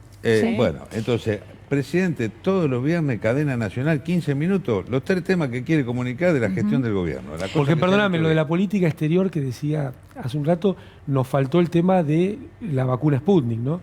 Cuando estaba todo en discusión, bueno, el presidente tuvo una actitud férrea y sacó adelante un proceso de vacunación muy importante. Sí, claro. Sí, de hecho, la tan mencionada o reclamada vacuna de Pfizer, hace unos días nos enteramos que el volumen mayor de compra finalmente no fue Sputnik, sino que fue Pfizer. O sea, una locura. Está todo dado vuelta en el relato de la oposición. Daniela, pero sí breve, muy breve. Sí. El derecho a la información. Hay que también sacar el énfasis de los comunicadores que alegan la libertad de prensa para hacer una suerte de pantalla y delinquir, como hemos visto con varios.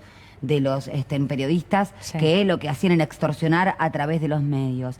Y ponerlo en los informados, porque también los ciudadanos tienen derecho en esta doble faz a ser informados de manera veraz.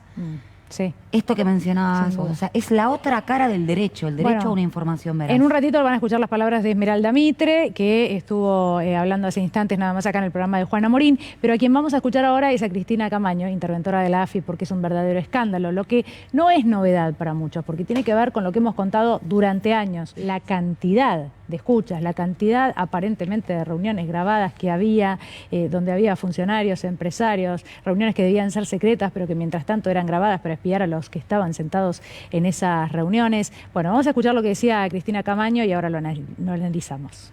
Encontramos un registro de audios de 105.000 registros de audio, que quiero ampliar la denuncia, porque esa denuncia ya existe, pero todos hablaban de 220 escuchas, y no son 220, son 105.000, que el juez lo tenga claro eso. Yo creo que son las escuchas del cableado del penal.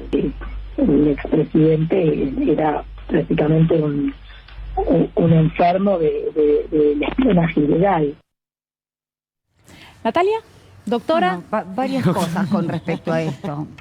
Hay una obscenidad muy grande, pero hay una construcción discursiva ya por parte de la derecha que tiene que ver con esto. En la dictadura militar no se hablaba o no se estaba a favor de la dictadura quienes las estaban perpetrando. Decía que eran un mal necesario para poder terminar con un enemigo interno. Lo mismo sucede ahora con estos mecanismos ilegales del espionaje legal, que es obsceno, porque efectivamente es así. Hemos visto videos donde se hablaban de una Gestapo, hemos escuchado infinidad de audios, lo hemos visto también en los medios masivos de comunicación, y la excusa es exactamente lo mismo. Es un mal necesario para terminar con los enemigos internos elegidos por el gobierno de Mauricio Macri y con los gobiernos populares. Pero además otra cosa, había un convenio que yo no sé si se llegó a materializar entre el Servicio Penitenciario Federal y la AFI, justamente para poder instalar no solamente cámaras y el cableado que tenían una sede en Flores para verlos continuamente, sino intervenir los teléfonos, siempre como una cobertura legal del narcotráfico también. Había alguien que estaba detenido por narcotráfico y autorizaban las escuchas en los teléfonos públicos, que era el único en el mismo medio pabellón. Claro, pero era punto a punto además. Gracias a la Corte les habían permitido que casi podías escuchar lo que estaba sucediendo. Pero además hay varios momento. detenidos que relatan que escuchaban el sonido de otras conversaciones en estos teléfonos, y a mí me parece importante destacar esta cuestión. No solamente que la AFI creció exponencialmente, ya lo habíamos dicho en otro programa, de 600 agentes a 1.400, Macri suma 600 u 800 agentes en el último año, sino que se ampliaron las oficinas de jurídicos, en la cual estaba al mando Di Stefano, el mismo que estuvo presente en el Banco Provincia. También había personal de juzgados. En esa oficina también estaba Míguez, que había estado en su momento en el juzgado de Bonadío. Es decir, todo este entramado, toda esta utilización de determinados sectores del Estado era para este fin. Se traspasó la oficina de escuchas. En la que trabajaba finalmente una de las el hijo de primeras Stornelli, medidas. ¿te acordás? Una de las primeras medidas fue. El DNU es decir, 256, entregaron las escuchas directamente a otro ámbito. Del Ministerio Público Fiscal, que estaban justamente al mando de Cristina Camaño, Claro, donde no se habían filtrado ningún tipo de comunicación, a la famosa Dajudeco, al mando de la Corte Suprema de Justicia. Sí. Daniela, hay algo que se nos está además, digamos, perdiendo. El otro día escuchaba un datito de color que además de cómo hacían las cosas en un nivel casi de reírse en la cara, ¿no? Del pueblo argentino. Sí, impunidad extrema. ¿Cómo entraron a esa reunión? Como Juan Pérez, todo Juan Pérez, Juan Pérez, casi como si fuera un chiste. Más allá de ese dato de color, los fondos ahora nuevamente reservados. Es decir, que no sabemos qué compró la AFI, qué aparatos tienen, qué aparatos, dónde están. Entonces yo me pregunto, y la escuchaba en una entrevista justamente a Camaño, a la interventora, ella decía, nosotros no sabemos qué compraron, quién tiene ahora esos aparatos, quién los está usando, ¿se van a volver a usar? ¿Estarán en otro lugar escuchándonos? No lo vamos a poder saber porque no hay una factura, los gastos eran reservados, y a mí me da bastante temor porque digo, ¿dónde están? ¿Qué cosas compraron? No tenemos ni idea. Compraron los teléfonos encriptados. Bueno, ya tenemos teléfonos encriptados. Que hablan estos periodistas que hablábamos hoy de que se agravian con la República y demás. compraron teléfonos encriptados que los tenían los amigos. Y los tenían los fiscales. No funcionarios, no solo funcionarios. Fiscales, claro. Los tenían amigos fiscales. Es una cosa que yo los escuchaba recién con lo de los cableados. Nosotros armaron pabellones para meternos, siempre con 3 o 4 supuestos narcotraficantes para que justamente se tuvieran esa, entre comillas, cobertura. Donde se grababan las conversaciones con nuestras familias, con nuestras abogadas y abogados. Es decir, un sistema sistemático de usar recursos públicos para la persecución ilegal de argentinas y argentinos. Yo digo, ni la Stasi hacía cosas así. No sé si cabe, y tampoco si te interesa y tenés ganas de decirlo, pero digo, más allá del análisis, ¿no?, de lo que implica esta situación, que hayan vulnerado los derechos de una persona y de una persona, pero acá estás como protagonista, porque te pasó a vos particularmente. Más allá del análisis que estás haciendo, que es el que hacemos nosotros desde acá, desde lo personal, ¿qué significa para vos que haya pasado eso? Que se haya pasado ese límite en nuestro país. Mira, yo todo este tema no lo puedo analizar en términos personales porque me parecería bajar mucho el análisis que tenemos que hacer. Porque esto, sin duda, ha sido doloroso para mí, para mi familia, para mis amigas y amigos y para mis compañeras y compañeros. Pero acá lo grave es el por qué y el para qué. Sí, claro, sí. En definitiva, la cuestión personal, te repito, es dolorosa. Sí. Pero mucho más grave es que todo esto tuviera como objetivo la suba de tarifas, la baja de salarios, terminar con el sistema jubilatorio, porque si no me parece que estaríamos desviando el foco de lo que se hizo. Sí, parece lo menos importante porque lo macro y lo que pasaba en ese momento en la República Argentina fue gravísimo. De todos modos, yo no puedo dejar de verlo desde el lado humano, también. No, pero sin duda, sin duda, porque hay chiquitos que vieron a sus padres ahí, pero claro, hay parientes que vieron a su familia ahí y el tiempo de encierro es una cosa también, no tiene nada de agradable. Claro. Ahora, yo siempre sigo tan convencido de todo lo que hicimos desde el gobierno y de las medidas que tomamos, y además que fui condenado en un juicio que fue una truchada, donde al principal referente del relato que se hizo para condenarme, le pagaron poniéndole un hotel y bajándole su pena. Eso se hizo con fondos del Estado, Daniela. Sí. Se hizo con fondos del Estado. Y a partir de ahí, lo que quedó claro también es que había parodias de juicios que en realidad convalidaban sentencias mediáticas. Y el tipo que era el presidente del tribunal, Macri le pagó a los 10 días haciéndolo camarista federal. Sí, claro. Y después no se quiere ir de ese lugar al que llegó por un decreto que es toda una aberración. Le pagó con ese decreto. Sí. Bueno, entonces, ahora la causa de Horacio Juan pasó a Comodoro Pi. La verdad que es ya el colmo de la obviedad, porque veníamos anticipando hace meses o años, bueno, ya no sé cuánto tiempo pasó, que lo más cómodo era que fuera Comodoro Pi, que se estaban haciendo esfuerzos grandísimos para que pasara a Comodoro Pi. Sí. Daniela, pero recién dijiste una palabra muy importante, ¿no? Que dijiste es el tema humano. Y nosotros ya hemos tocado en varias oportunidades en este programa el tema que hace la oposición de deshumanizar al que va a salir primero a perseguir, ¿no? Es decir, no solamente sino que ya empieza un relato de los, obviamente, la demonización, ¿no? Objetivos, serios, que empiezan. En el caso Vudú, y empiezan a llenar la cabeza, la cabeza, cuando te van a buscar con la justicia armada, la mayoría de la población dice, y se lo merece. Claro. Primero ya te deshumanizaron, el PBI. como pasó con el Pata Medina. Yo no lo voy a defender al Pata Medina, lo tiene que ir a la justicia, y si es tan bravo como dicen, tendrá la justicia las pruebas o lo investigará. Lo que yo digo es, ya te crean un monstruo. Entonces, cuando quien está mal detenido es mal juzgado. Vos mirá el caso de Sousa y de Cristóbal López, ¿no?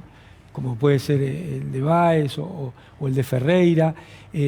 Nos detuvieron en forma preventiva con una supuesta doctrina que, imagínate si se aplicara hoy, ¿no? Gracias a Dios no se aplica, porque yo digo, que no corra para nadie esas truchadas, pero se vulneró toda la historia del derecho penal para encarcelar y quien es mal detenido después es mal juzgado. Bueno, en el caso de Aníbal, cuando la justicia ni siquiera te lleva a juicio, de todos modos vuelven como Bullrich ahora con el mismo argumento.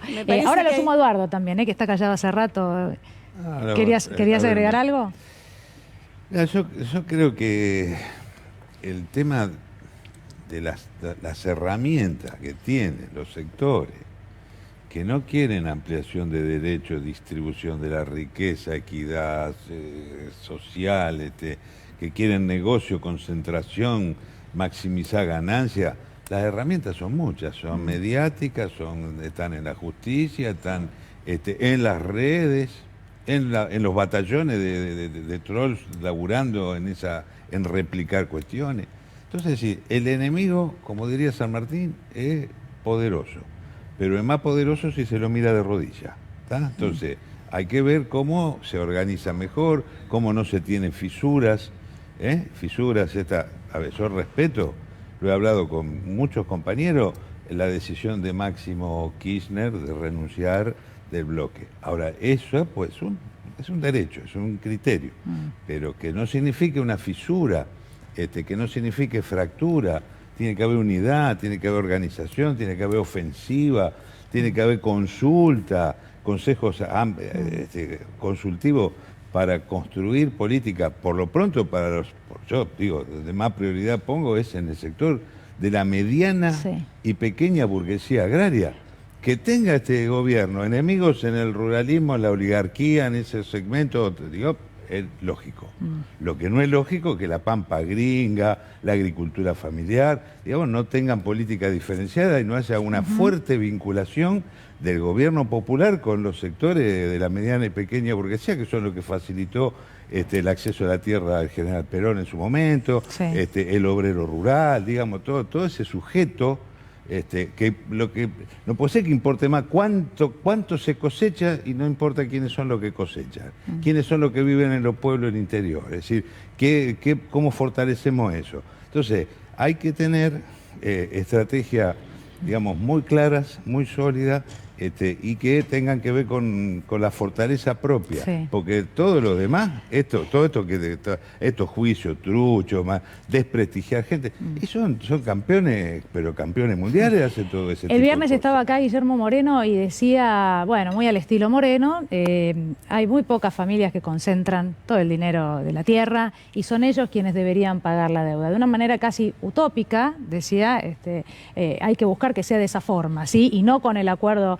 Yo le decía, bueno, pero no se puede avanzar ni con Vicentín. ¿Qué estás planteando? ¿Estás planteando prender fuego todo? Correcto, muy bien usted, Daniela, muy bien usted. Es difícil con Moreno, ¿viste? Porque, bueno, Moreno habla muy fuerte, pero ¿qué piensas sobre eso? ¿Qué pensás, Eduardo? A ver, el tema ese de Vicentín, yo fui un militante caluroso del 6 de junio de 2020, te doy la fecha, hora, 19 horas. Alberto Fernández anuncia intervención de Vicentín y posible confiscación.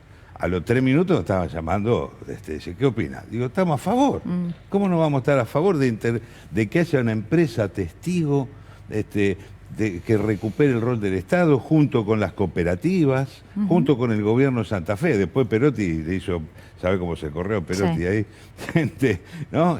Bueno, la cuestión es que ¿cómo no vamos a estar de acuerdo con una intervención? Son unos piratas, estafaron miles de millones de pesos, la cosa horrorosa lo que hizo Vicentín. Apoyar eso. Bueno, ¿qué pasó? Se fue diluyendo, y lamentablemente ahora Vicentín está por hacer un acuerdo que se lo va a convalidar la justicia, que va a terminar pagando 2,50, digamos, está un grupo de productores para la tribuna, y terminan jodiendo al Estado, a mucha gente, y perdemos la oportunidad de tener esa empresa testigo. Eduardo, no solo se diluyó, recordemos, ¿no?, las marchas contra que se iba a expropiar todo, ¿no? Llegaban para expropiarse, y el que tenía una maceta en su casa, un malbón, se autopercibía campo y salió, ¿no? Porque uno veía con el Fiat Luna. Y resulta que además eso le habían robado a la sociedad argentina todo el préstamo del Banco Nación. Pero 2 días antes. Que Alberto Fernández estaba en contra de la propiedad privada. Y los que le dieron la plata a Vicentín, que fueron Macri y el otro, González Fraga, que hablaba de que los trabajadores no se podían comprar una televisión. Resulta que la plata estaba porque se la dieron a Vicentín. Pero ¿Por qué no se la dieron el crédito al pueblo. También hay un problema que tenemos que mirar, ¿no? ¿Qué hacer? Porque digo, algo le pasa a la sociedad argentina que llega un momento donde realmente es como lo que yo llamo desclasada mental y no se da cuenta de qué intereses están en juego, se autopercibe rica, se autopercibe que le van a expropiar el yate que no tiene, la tierra que no tiene, y sale a luchar, a defender en las calles los privilegios de un 1% de la población. Y eso lo hace el pueblo de a pie, muchas argentinas, muchos argentinos que piensan que si se expropiaba Vicentín iban a expropiarte el departamento de 2 ambientes que pudiste comprar. Bueno, y me parece que hay ahí también y se vuelve a lo mismo. Error de comunicación, error para explicar las medidas que se toman. Y hay decisiones que se están demorando demasiado en tomar, también. O sea, pasaron 2 años de esta gestión que sigue avalando los 4 años de desmontar los mecanismos de control de lo que sale del río Paraná. Se desmontaron en tiempo del macrismo, esto joda. Sí. O sea, resulta que hay certificadoras de lo que sale que son de la misma empresa. Bueno, y esto es importantísimo, estamos hablando de millones ahí. Claro. Eso lo hizo el macrismo. Claro. Ahora, en estos 2 años no lo corregimos. Claro. Hablando de la gente en la calle... Cómplice. Y eso Alberto Fernández no es super Alberto, el Superman. Digo, tiene que haber ministro, estoy hablando en este caso de Agricultura y Ganadería, que conduce el SENASA, a la aduana, la AFIP, que hay que poner, hay muchos miles de millones de pesos, acá lo que sobra es plata. Digamos, de ningún modo el Fondo Monetario se le puede pagar con ajuste, y está bueno, así se convalidó, se institucionaliza, pero además sobra plata para arreglar todos esos problemas y llegar a los niveles de crecimiento y de distribución de la riqueza que no permita que haya pobreza en la Argentina, además. Dice Eduardo, sobra plata en la Argentina, me emociono, hay que buscarla, ¿no? Hay que encontrarla, claro. Porque hay tantas necesidades. Bueno, es el próximo. Ojalá que llamara. ¿Sabe cuánto hace que estamos diciendo estas cosas en este programa? Sí. Bueno, hablábamos de gente en la calle y esta semana fue una semana también donde particularmente hubo marcha a la Corte Suprema con fuertes críticas, fuertes reclamos en realidad. Luego la contramarcha, ahora lo vamos a analizar con Lili, con Natalia Salvo, con toda la mesa, pero vean lo que pasó. No, ya con Lili. Ya pensé que íbamos a recordar lo de la semana. Vamos a ver alguna imagen de lo que pasó esa tarde allí. Sí. Una cosa grave que pasó es que se instaló en los medios que esto era una marcha contra la justicia. Y se instaló de tal modo que hubo una fuerte convicción, de modo tal que, por ejemplo, desde los defensores y las defensoras de derechos humanos, desde los feminismos de otros partidos políticos, no estuvieron en la marcha. Y a mí me parece que eso es muy grave. La verdad, Daniela, es muy grave porque si hay grupos que venimos diciendo, y vos lo sabés porque nos has escuchado, desde hace décadas, que el mayor problema de las mujeres, de las disidencias y de las infancias anida en el sistema judicial y que hay que reformarlo ya, que es gravísimo lo que pasa, es gravísimo lo que pasa con las madres protectoras, no existe que se le cobre cuota de alimentos a los señores y embargan a las madres protectoras, por ejemplo. Esto es el sistema judicial y por eso también estuvimos en esa marcha. Bueno, un allanamiento por narcotráfico te puede tardar hasta 7 meses, ¿no? No, bueno, para una... Entonces, la verdad que es en todos los ámbitos, para todo el mundo vuelve a hablar de narcotráfico. Es un juicio de años, para un chica que está siendo violado por su propio progenitor. 5 años dormido en un cajón porque la corporación familiar de la justicia se autoprotege.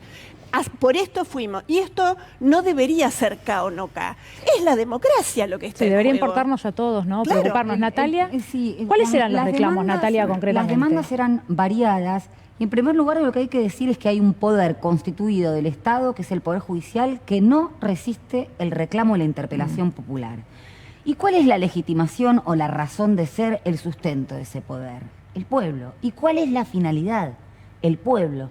Entonces, ¿por qué se alega o por qué se alegó, primero intentando partidizar, que las personas no tienen derecho a peticionar a las autoridades, que no se cumple el principio de publicidad de los actos por el Poder Judicial, que no informa ni sus declaraciones juradas, que no informa cuáles son las causas en tratamiento, que no tiene contacto con el pueblo? Entonces, a mí me parece que hay que verlo desde ese lugar, porque si no terminamos obviando que quienes dicen o relatan o narran, como decía recién Úrsula, el derecho son los jueces, porque si no, las leyes, la Constitución, caen en letra muerta. Y los jueces dicen, por ejemplo, hace 10 años que el fallo del lago escondido debería ser cumplido y no se cumplió. Los jueces de la Constitución dicen que el territorio nacional es soberano y no que se aplica en función de determinados grupos. Por eso las demandas fueron democratizar un poder del Estado que no se democratiza de la última dictadura militar, tener una Corte Suprema de Justicia como pináculo, como cúspide de ese poder judicial que respete las leyes. Por ejemplo, se resisten a hacer la capacitación de la ley Micaela. Se autocapacitaron, en realidad, se autocapacitaron con una oficina. Sí, celeridad también, que los tiempos de la justicia, porque la justicia que demora años, y esto es lo más sencillo y lo más básico. Claro. Ni hablar que además de cobren un canon, ¿no? De creo que son 100.000 pesos que escriban de para modo que tengas tal acceso a una decisión de la Corte Suprema. Que escriban de modo tal que se entienda, y exactamente, no con un lenguaje encriptado, pero el lenguaje es poder desde ya, por eso también, y esto es muy importante, por eso hubo tanto pánico desde los centros de la derecha, porque la gente se empezó a apropiar de esta discusión. No es una cuestión que es para un cináculo aristocrático, nos corresponde a todos y a todas, tiene que ver con la perspectiva de género, tiene que ver con un poder judicial federal, tiene que ver con un poder judicial democratizado también para los propios trabajadores judiciales que no tienen la capacidad de hacer un convenio colectivo, un poder judicial que está conformado con más del 60% de mujeres y sin embargo el famoso techo de cristal o piso pegajoso también pasa en el poder judicial, que hay un 15% solamente de mujeres entre los camaristas y los jueces y juezas. Y también que hay gran violencia laboral dentro del Poder Judicial. ¿Puedo agregar algo importante? Porque cuando se habló de la convocatoria el 1 de febrero, sobre todo los medios hegemónicos pusieron toda la visión sobre la Corte Suprema, ¿no? Que parecía como que el pueblo se iba a manifestar en contra, que está muy bien, porque la verdad que son una vergüenza de los... Pero no, Comodoro Pi, Y yo me parece que esto es un pedido del pueblo a lo mucho más llano. Es al tipo que lo despidieron sin causa y está 7 años esperando que resuelva la justicia laboral. Es el tipo que no le pasa alimentos a una mujer, digo, porque cuando hablamos de justicia te lo ponen rimbombante como si fueran esos y te pasa en cualquier juzgado y todos conocemos compañeras, compañeros que fueron echados o que tienen cualquier tipo de otro problema y llevan 6, 7 años. Entonces vos ves una mesa judicial, la Gestapo Pro, donde empresarios de la construcción le están pidiendo que hagan lío para poder llevar. Imagínate cómo no van a demorar cuando la justicia es parte de Cambiemos, si los empresarios van y dicen, mirá, demorame este juicio laboral. De hecho, sumo a lo que vos decís, Úrsula, que fueron los jueces y los fiscales los que convocaron, ¿sí? No fue el gobierno. No, porque también hubo como una cosa mediática de adjudicárselo a Alberto Fernández, que después viene acá con el gato silvestre y dice, la gente puede manifestarse sobre lo que quiera en la Argentina, por suerte. Me parece que mucha gente se manifestó porque fue multitudinaria, por esa necesidad, la que tiene todos los días, la que tiene sus amigos, la que tiene sus familiares, que no le están resolviendo durante 7, 8 años. Definitivamente. Me parece que también hay que fue apuntar multitudinaria, fue en todo el país, no estuvo en todos los medios. Más de 30 ciudades. No, fue invisibilizado totalmente. Totalmente. Así como fue invisibilizada la contramarcha fracasada. Bueno, esa no existe. También la invisibilizaron, o sea, invisibilizaron todo esta vuelta, pero yo te agregaría todos estos puntos que son sin duda los más importantes desde el sentimiento popular, ¿no? La cuestión diaria que no resuelven. Ahora, también está la otra, ¿no? Vos fíjate, la Corte, o parte del Poder Judicial, declaró inconstitucional que el presidente de la Nación dijera que los medios tienen que ser un servicio público. Y eso rápidamente se abocaron. O que algún juez que era camarista tenía que volver a su lugar. Rápidamente eso era de una importancia institucional tremenda y la Corte se abocó. Ahora, ¿dónde estaba la justicia argentina cuando se tomaban 44.000 millones de dólares de deuda? ¿Dónde estaba la justicia argentina cuando la luz subía 1000%, 500%, 300%? ¿Dónde estaba? Entonces, ¿qué está mirando esa justicia? Los intereses de los poderosos. ¿Cómo cuidan los intereses de los poderosos, de los cuales ellos forman parte? Y lo mismo hacen con los tiempos de las causas. Vos fijate el caso de Blaquier, quizás sea... O sea, en Jujuy, ¿qué tenés? Las dos fotos de la Argentina. Lo de Blaquier es tirándolo porque es rico, es poderoso, para que nunca vaya preso. Entonces hay Milagro una Sala cosa, en media otra hora. cosa, y Milagro Sala hace 6 años presa en Jujuy. Bueno, Milagro Sala es conocida, Pero hay muchas argentinas y argentinos que están detenidos y no son conocidos, están detenidos en forma ilegal o en forma que no se condice con lo que ha sucedido. No solo los presos políticos, lo que pasa con las pibas y los pibes y la droga, lo que contaba Úrsula hace un rato. ¿Por qué no buscan a los que realmente lucran con eso y están haciendo el problema? Y no con los que son víctimas de esa situación. Entonces, yo creo que la está el situación, foco puesto Amado, en salvar a los poderosos y en joder al resto. La situación de que no tengan que pagar impuestos, de que sean cargos vitalicios, no importa lo que hagan. Hay jueces y juezas que están denunciados por mala praxis, que han cometido delitos gravísimos, que han dormido causas importantísimas para la democracia y sin embargo se jubilan como si hubieran hecho todo bien. Bueno, me acordaba recién del caso Geminiani, cuando vos hablabas de lo que se vive dentro del Poder Judicial, claro. y digo, tal vez no sea el caso representante de lo más grave que pasó dentro de la justicia, porque hubo de todo acá, ¿no? Incluso las visitas a Olivos, durante el macrismo y mucho más, pero incluso en temas de género también, ¿no? Que es algo inadmisible. No, de hecho, hace poquito hubo una encuesta entre 600 mujeres que forman parte del Poder Judicial Nacional y también de la Procuración, o sea, de todo el sistema de justicia, donde en primer lugar, bueno, la negación y la invisibilización, no advertían esos maltratos que casi siempre eran, en el caso del acoso o el hostigamiento sexual o la simple violencia en los despachos de jueces o fiscales, y el otro tipo de maltratos más en manada, ¿no? Como se dice, cuando es directamente la injuria. Y obviamente la imposibilidad de tener un canal de denuncia interno hizo que creo que la fiscal Mónica Cuñarro y fue la que hizo esta encuesta y dio resultados alarmantes. Alarmante. Entonces, de construir un poder que ya de por sí se reproduce de manera corporativa, resiste los cambios, reproduce todos los maltratos a la violencia laboral que también se ve en el sector privado y que padece todas las deficiencias, desde la feminización de ciertos fueros, hay que decirlo también. Hay fueros que están ocupados casi todos por varones, o hay fueros que están ocupados casi todos por mujeres, según los temas, los fueros de familia, el fuero penal, por supuesto. Nati, además, ayúdame, porque ¿dónde está el límite? Porque hace poquito asistimos, 16 años después, que la Corte Suprema dijo que el Consejo de la Magistratura estaba mal, que era inconstitucional. 16 años después, digo, desde ese punto, mañana, cualquier tipo de medida que se pueda tomar desde el Gobierno Nacional o lo que sea, si ellos dicen esto es inconstitucional, sea lo que sea, terminan siendo 4 monárquicos. Por eso digo, para que se corte esta rueda de hámster, porque es la cinta de Moebius, todo termina en la Corte. La Corte, la Gestapo, una Corte profundamente antiobrera, que no está tratando los casos de delitos de lesa humanidad, que el téngase presente, no se lo pone solamente a Cristina, esto es lo que tiene que ser. Claro, exactamente. Pero fíjate esto, ¿no? El problema. Mauricio Macri produjo un blanqueo.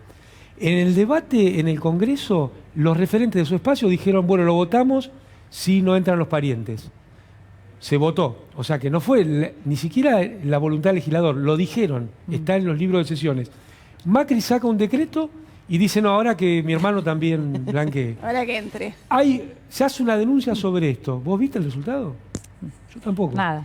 Tampoco se mueve la causa del Lo que sí es que correo, blanquearon, pero la justicia no dijo nada. Bueno, sí se tampoco resolvió. se mueve la causa del FMI y quienes lo toman Bueno, la deuda, además. Capuchetti. Bueno, mira, ¿no? otro tema. Ahora igual nos vamos a Esmeralda Mitre, pero la verdad que es otro tema muy interesante. Seguramente lo abordarán algún domingo. ¿Y qué pasa con la causa judicial, no? En paralelo al acuerdo y todo lo que también nos interesa mucho. Decía que la justicia sí se expresó y en este caso tiene que ver con la decisión que responde al reclamo que venía haciendo hace tiempo y había hecho acá en el propio piso de C5N con Juana Morín, Esmeralda Mitre, el reclamo por sus acciones. Bueno, esto fue lo que dijo ella hace instantes nada más. En el programa de Juana Morín también hablaba después de esta decisión.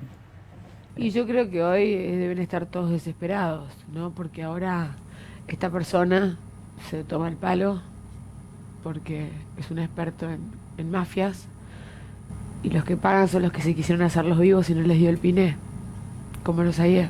Ahora, ¿sentís que en los últimos tiempos se utilizó el diario, el canal, para hacer política partidaria? Sí, por supuesto. Es obvio, Juan, es obvio. Sos periodista y lo sabés. O sea, a mí no me parece mal que haya políticos en los canales. Lo que me parece mal es que no se diga, porque el plan era, bueno, que lo seguí y esta persona tan importante de los medios que maneja tantos multimedios, hoy, por fin, pierde por primera vez en su vida. Hoy es el primer ocaso de ese hombre. Y festejo por su pérdida. Por haber manejado la mafia y haber robado a mi padre como robó, haberse querido meter con los gobiernos, haberse creído que en la vida siempre se gana y hoy perdió.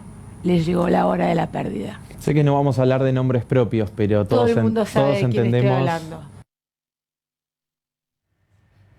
Bueno, se refiere, entiendo, los menciona los hermanos Aguiar, ¿no? Los mencionó recién, pero no menciona a ese primer hombre al que se refiere, entiendo, Mauricio Macri, y se refiere concretamente a Mañeto, y cuando uno escucha el nombre de Mañeto, lo primero que piensa es qué magnitud tiene lo que está diciendo, ¿no? Cuántas portadas de los diarios, cuántos efectos al día siguiente de cada una de esas portadas, cuántos resultados electorales, la importancia de lo que está diciendo Esmeralda Mitre. El hombre que dijo sobre la presidencia que era un cargo menor. Exactamente, es verdad, ¿no? es Cargo verdad. menor. Puesto menor, ¿no? Respondió a eso. Víctimas, ¿no? La crisis se cobró dos nuevas víctimas. También. Dije Amado porque estabas en plano, asintiendo con la cabeza. No, realmente el valor de una mujer otra vez, ¿no? Que sale a enfrentar no solo a personas, sino a organizaciones. Y que no solo las enfrenta, sino que después lo hace público y lo explica. Y trata de difundirlo, porque evidentemente no es algo que solamente está redundando en su vida, sino que ella tiene la necesidad de contárselo al conjunto de la sociedad, y eso me parece muy, muy, muy valioso y muy valiente, las dos cosas juntas. Es que creo que también muchas mujeres hemos podido encontrar justamente en lo mediático, no mediático bajándole el precio, ¿no? Sino en poder ser escuchadas, muchísimos casos de acoso, de abuso, incluso de violación, donde necesitamos justamente relatarnos, volvemos con esa palabra, y que ser escuchadas y explicar lo que se transita. Me parece que Esmeralda encontró en estos medios, en C5N sobre todo también, porque ya he visto varias veces con Iván, que ella pueda explicar lo que pasa, ¿no? Cómo se han quedado con el dinero de su padre, lo que significa también una herencia y perderla, ¿no? Lo que significa un apellido. Digo, me parece que finalmente ella tiene razón. Le ha ganado un hombre muy poderoso, y nada, desde acá le deseo lo mejor y que realmente pueda. Me encantaría estar en la reunión de directorio. Dijo, el lunes voy a ir. La primera. El lunes voy, ¿qué vas a hacer? Me encantaría Bueno, ser no sé. mosquito y estar ahí. Pero la verdad que cuando las mujeres nos ponemos algo en la cabeza, también eso es cierto. Lo logramos, así que felicitaciones por Eduardo, por ¿no Esmeralda, compartís que hace mucho algo? la pelea. Porque te estoy leyendo el rostro desde que empezó a hablar Úrsula. Estaba gesticulando. Pensé que por ahí había... Úrsula dije, cuando las mujeres nos ponemos algo en la cabeza, digo... Sí. Bueno. No, porque se puede disentir también, obviamente. Bienvenido sea que esa chica haya claro. logrado hacer temblar un poder de eso, ¿sabes lo que es? Está bueno. Sí, claro. Bienvenido. Esperemos que dé un paso más y se meta a un compromiso, estaría bueno, a un compromiso con la política, las transformaciones. Bueno, tampoco le vamos a decir lo que tiene que hacer. Es importante advertir la voracidad de los grupos. Es un deseo mío, estimada, nada más. Está bien, no vamos a censurar los deseos tampoco, está bien. Es importante que tampoco es una actitud patriarcal. Claro.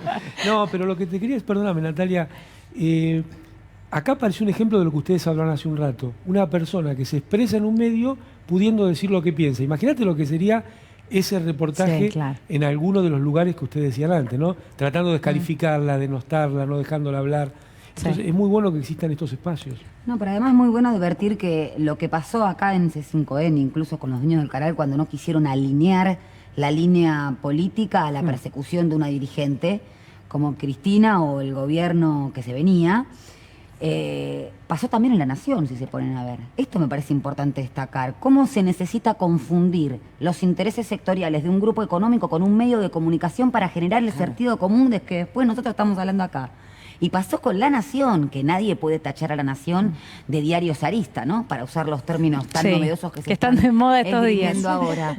Sin embargo, al no poder ser cooptado también, por lo menos en una determinada parte, por esta criminalidad organizada, mafiosa, que asumió el Estado durante 4 años, también fueron contra ellos. Entonces, esto es importante decirlo, porque cuando se necesitan los instrumentos para generar sentido común y para ir, para que no quede este discurso único, se avanza contra quien sea, ¿no? Se llame Mitre o se llame como se llame. Sí. Decía Esmeralda Mitre en un momento, empezaba diciendo, esta es una de las primeras pérdidas para este hombre. Y yo me preguntaba, bueno, es algo que algunos, por ejemplo, yo, no pensamos que íbamos a ver en algún momento, porque hay cosas que parecen imposibles de modificar. A ver, sectores de poder que son imposibles de demoler. Y me preguntaba, bueno, un principio de qué es esto, ¿no? Y qué es lo que puede venir después. Es realmente para prestar atención, ¿no? Sí, y ella decía algo muy importante, que es si hay un político adentro que lo explicite. Y me parece más importante porque en el primer número de La Nación, hacía referencia en la editorial el general Mitre a esto justamente, ¿no? Sí. Él se hacía cargo de lo que ese diario iba a representar. Era como una declaración de principio de la línea política que ese diario iba a representar, pero lo decía con nombre y apellido. Y ella lo vuelve a decir ahora. ¿Este programa no tiene pausa nunca? No. Yo puedo preguntarlo porque yo productor, me da vergüenza preguntarlo al aire, pero me dicen, ahora vienen las charlas de Quincho. Digo, pero ¿y la pausa cuándo? Si ya no vamos, estamos hablando hace horas. Bueno, me encanta, es maravilloso tener este espacio en televisión para poder ¿No te habían avisado? Charlar las cosas. No, digo, cuando llegué ya anda vacío. Yo lo veo de casa, pero nunca tenemos presto sed, por atención. ejemplo, no hay ningún momento Claro, en el que podemos agarrar la botella. Si alguien necesita abrigarse, Guarino que se queja de que hace frío. Nos mataron con el aire. Pero me dijeron que hay charlas de Quincho, así que el que quiera arrancar, ¿vamos con las charlas de Quincho? No, yo más que Quincho me parece que es muy importante que nos tomemos en serio el debate de la despenalización de las drogas, ¿no? Tener por lo menos primero, después ir un camino a la legalización, pero yo sé que eso puede llevar mucho más tiempo, pero tener una mirada distinta acerca de quienes padecen adicciones, que también la sociedad y los medios los vuelven los criminalizan, los tratan de delincuentes, y con esto justamente deshumanización de que es el adicto, no se lo ve como una persona que tiene una enfermedad, como una persona que necesita ayuda y que es un tema de salud pública, como fue el aborto legal, seguro y gratuito. Recuerdo una de las mamás de los chicos intoxicados que dijo, no necesitamos más cárceles, necesitamos más contención por parte del Estado de esta gente que padece adicciones y que además de toma de estas drogas duras teme ir a buscar ayuda porque obviamente es perseguido por la ley, con lo cual se encuentran en una encerrona tremenda donde no pueden conseguir ayuda del Estado. Y que no seamos hipócritas en el debate, que lo podamos poner, porque digo, también el alcohol en su momento había estado prohibido, hoy lo podés comprar donde quieras, es libre, y hay muchísima gente que muere o que mata alcoholizado. El cigarrillo tampoco está prohibido. Entonces, ¿quién es el que pone el límite de qué es lo prohibido o qué no? Y otra cosa muy importante, el control de daños. Es decir, no puede ser, lo ha hecho ya Portugal, lo ha hecho Suiza y lo ha hecho Dinamarca, donde se despenalizaron las drogas duras, donde la gente que tiene adicciones muy fuertes van a centros de lugares donde son atendidos por médicos con jeringas limpias. Son asistidos, recordemos que el que tiene una adicción no es que quiere morir, ni lo hace porque es una persona que quiere joder a su familia, sino porque justamente tiene una enfermedad que es una adicción y hay que tratar de hacerlo. Y bajaron muchísimo, pero muchísimo, la cantidad de muertes por sobredosis en estos 3 países. No. Y el debate en serio. Digo, no es un tema de la voluntad. No es un tema de voluntad. Por eso es un tema de salud pública, me parece que tenemos que abordarlo de esta manera, pero yo les propongo a quienes están mirando, por primera vez empezar a ver a los adictos como enfermos y no como criminales. Me quiero acoplar a esta charla de Quincho acá con Úrsula. Sí. Me llega información, en Rosario hay 20 internados, Rosario, por la misma causa que explotó en el Gran Buenos Aires. Por cocaína adulterada. Claro, pasó este fin de semana, ¿está? Sí. Algo que se sabía que podía llegar a pasar, ¿no? Lamentablemente. Además sabemos que Rosario ha tomado una dimensión, digamos, con el tema de narco complicado. Entonces, ahí es donde yo quiero agregar y subrayar al excelente análisis que hace acá la compañera. Conozco cómo compran las propiedades con la plata que sobra, cómo compran autos de alta gama, cómo se invierte esa plata, Y yo el año pasado tuve que cambiar mi autito, tuve que explicarle a la FIP de dónde saqué la plata para cambiar el auto. Porque llega fin de año y después tengo que hacer la rendición de bienes personales, digamos, ¿no? Ganancia, qué sé yo. Entonces, digo, ¿cómo es el tema? ¿Se puede comprar 30 departamentos, 50 departamentos? ¿Se puede comprar 50 autos de alta gama de 40 a 50 mil dólares cada uno sin la correspondiente anuencia de determinadas estructuras del Estado? Sí. ¿Y eso quién lo maneja?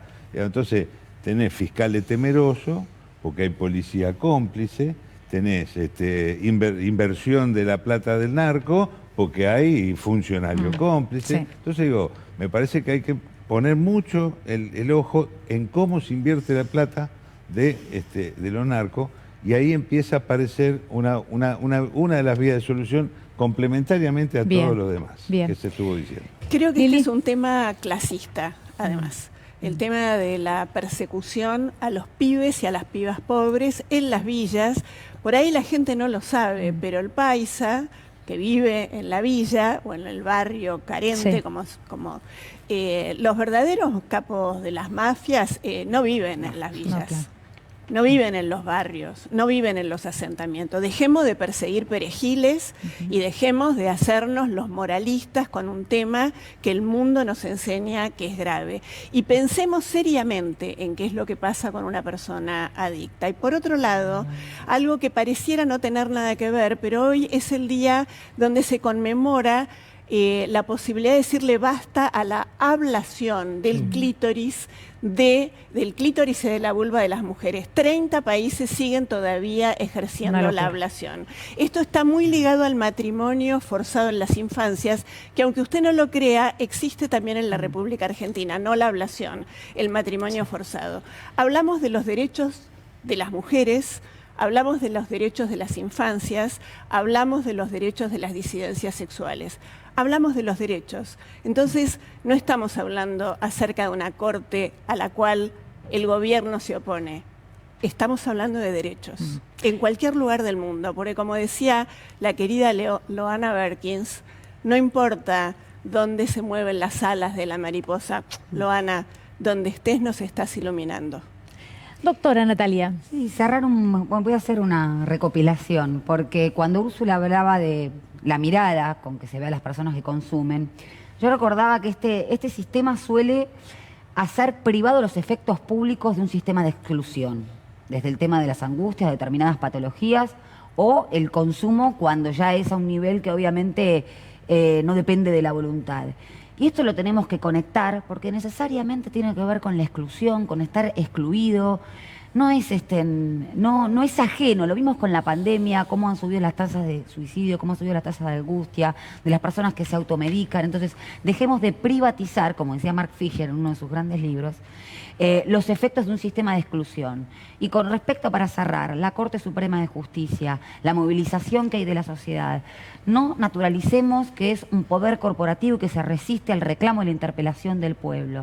Es un poder que hoy en día tiene una cabeza con 4 cortesanos, no está integrado por ninguna mujer, con fallos totalmente antiobreros, con fallos que van en contra incluso del capital simbólico y cultural que son los delitos de lesa humanidad, una justicia que no llega, una justicia regresiva. Entonces tenemos que replantearnos que esta discusión no es de segundo orden, es de primer orden.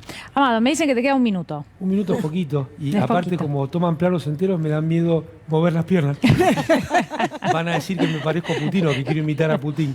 No, esto que están tocando es un tema muy importante y que Cristina lo tocó en su visita reciente a Honduras, ¿no?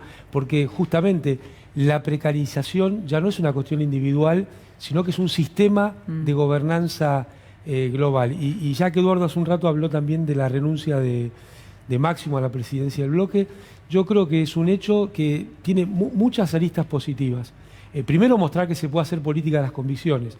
Segundo, que él está dejando ese lugar a alguien que pueda defender realmente con convicción una política que él no la tenía completa. Entonces me parece un gesto de mucha generosidad. Y después, que la primera tarea sigue siendo la unidad y la segunda, no obturar el debate. Y me parece que la decisión de Máximo también ilumina esa posibilidad de no obturar el debate. Muy bien. No queda más tiempo, así que yo me despido de ustedes, les agradezco un montón. Un placer para mí. En un momento éramos 4 mujeres en pantalla. No sé si lo vieron. Sí. Un momento maravilloso poder estar acá, compartir con ustedes. Ya volverá Julián Guarino. Gracias por todo. Gracias a todos ustedes, mis compañeros. Gracias, Amado. Y nos reencontramos mañana a las 12. Bueno, pero volverá Guarino aquí con ustedes. Gracias por todo. Gracias por acompañarnos.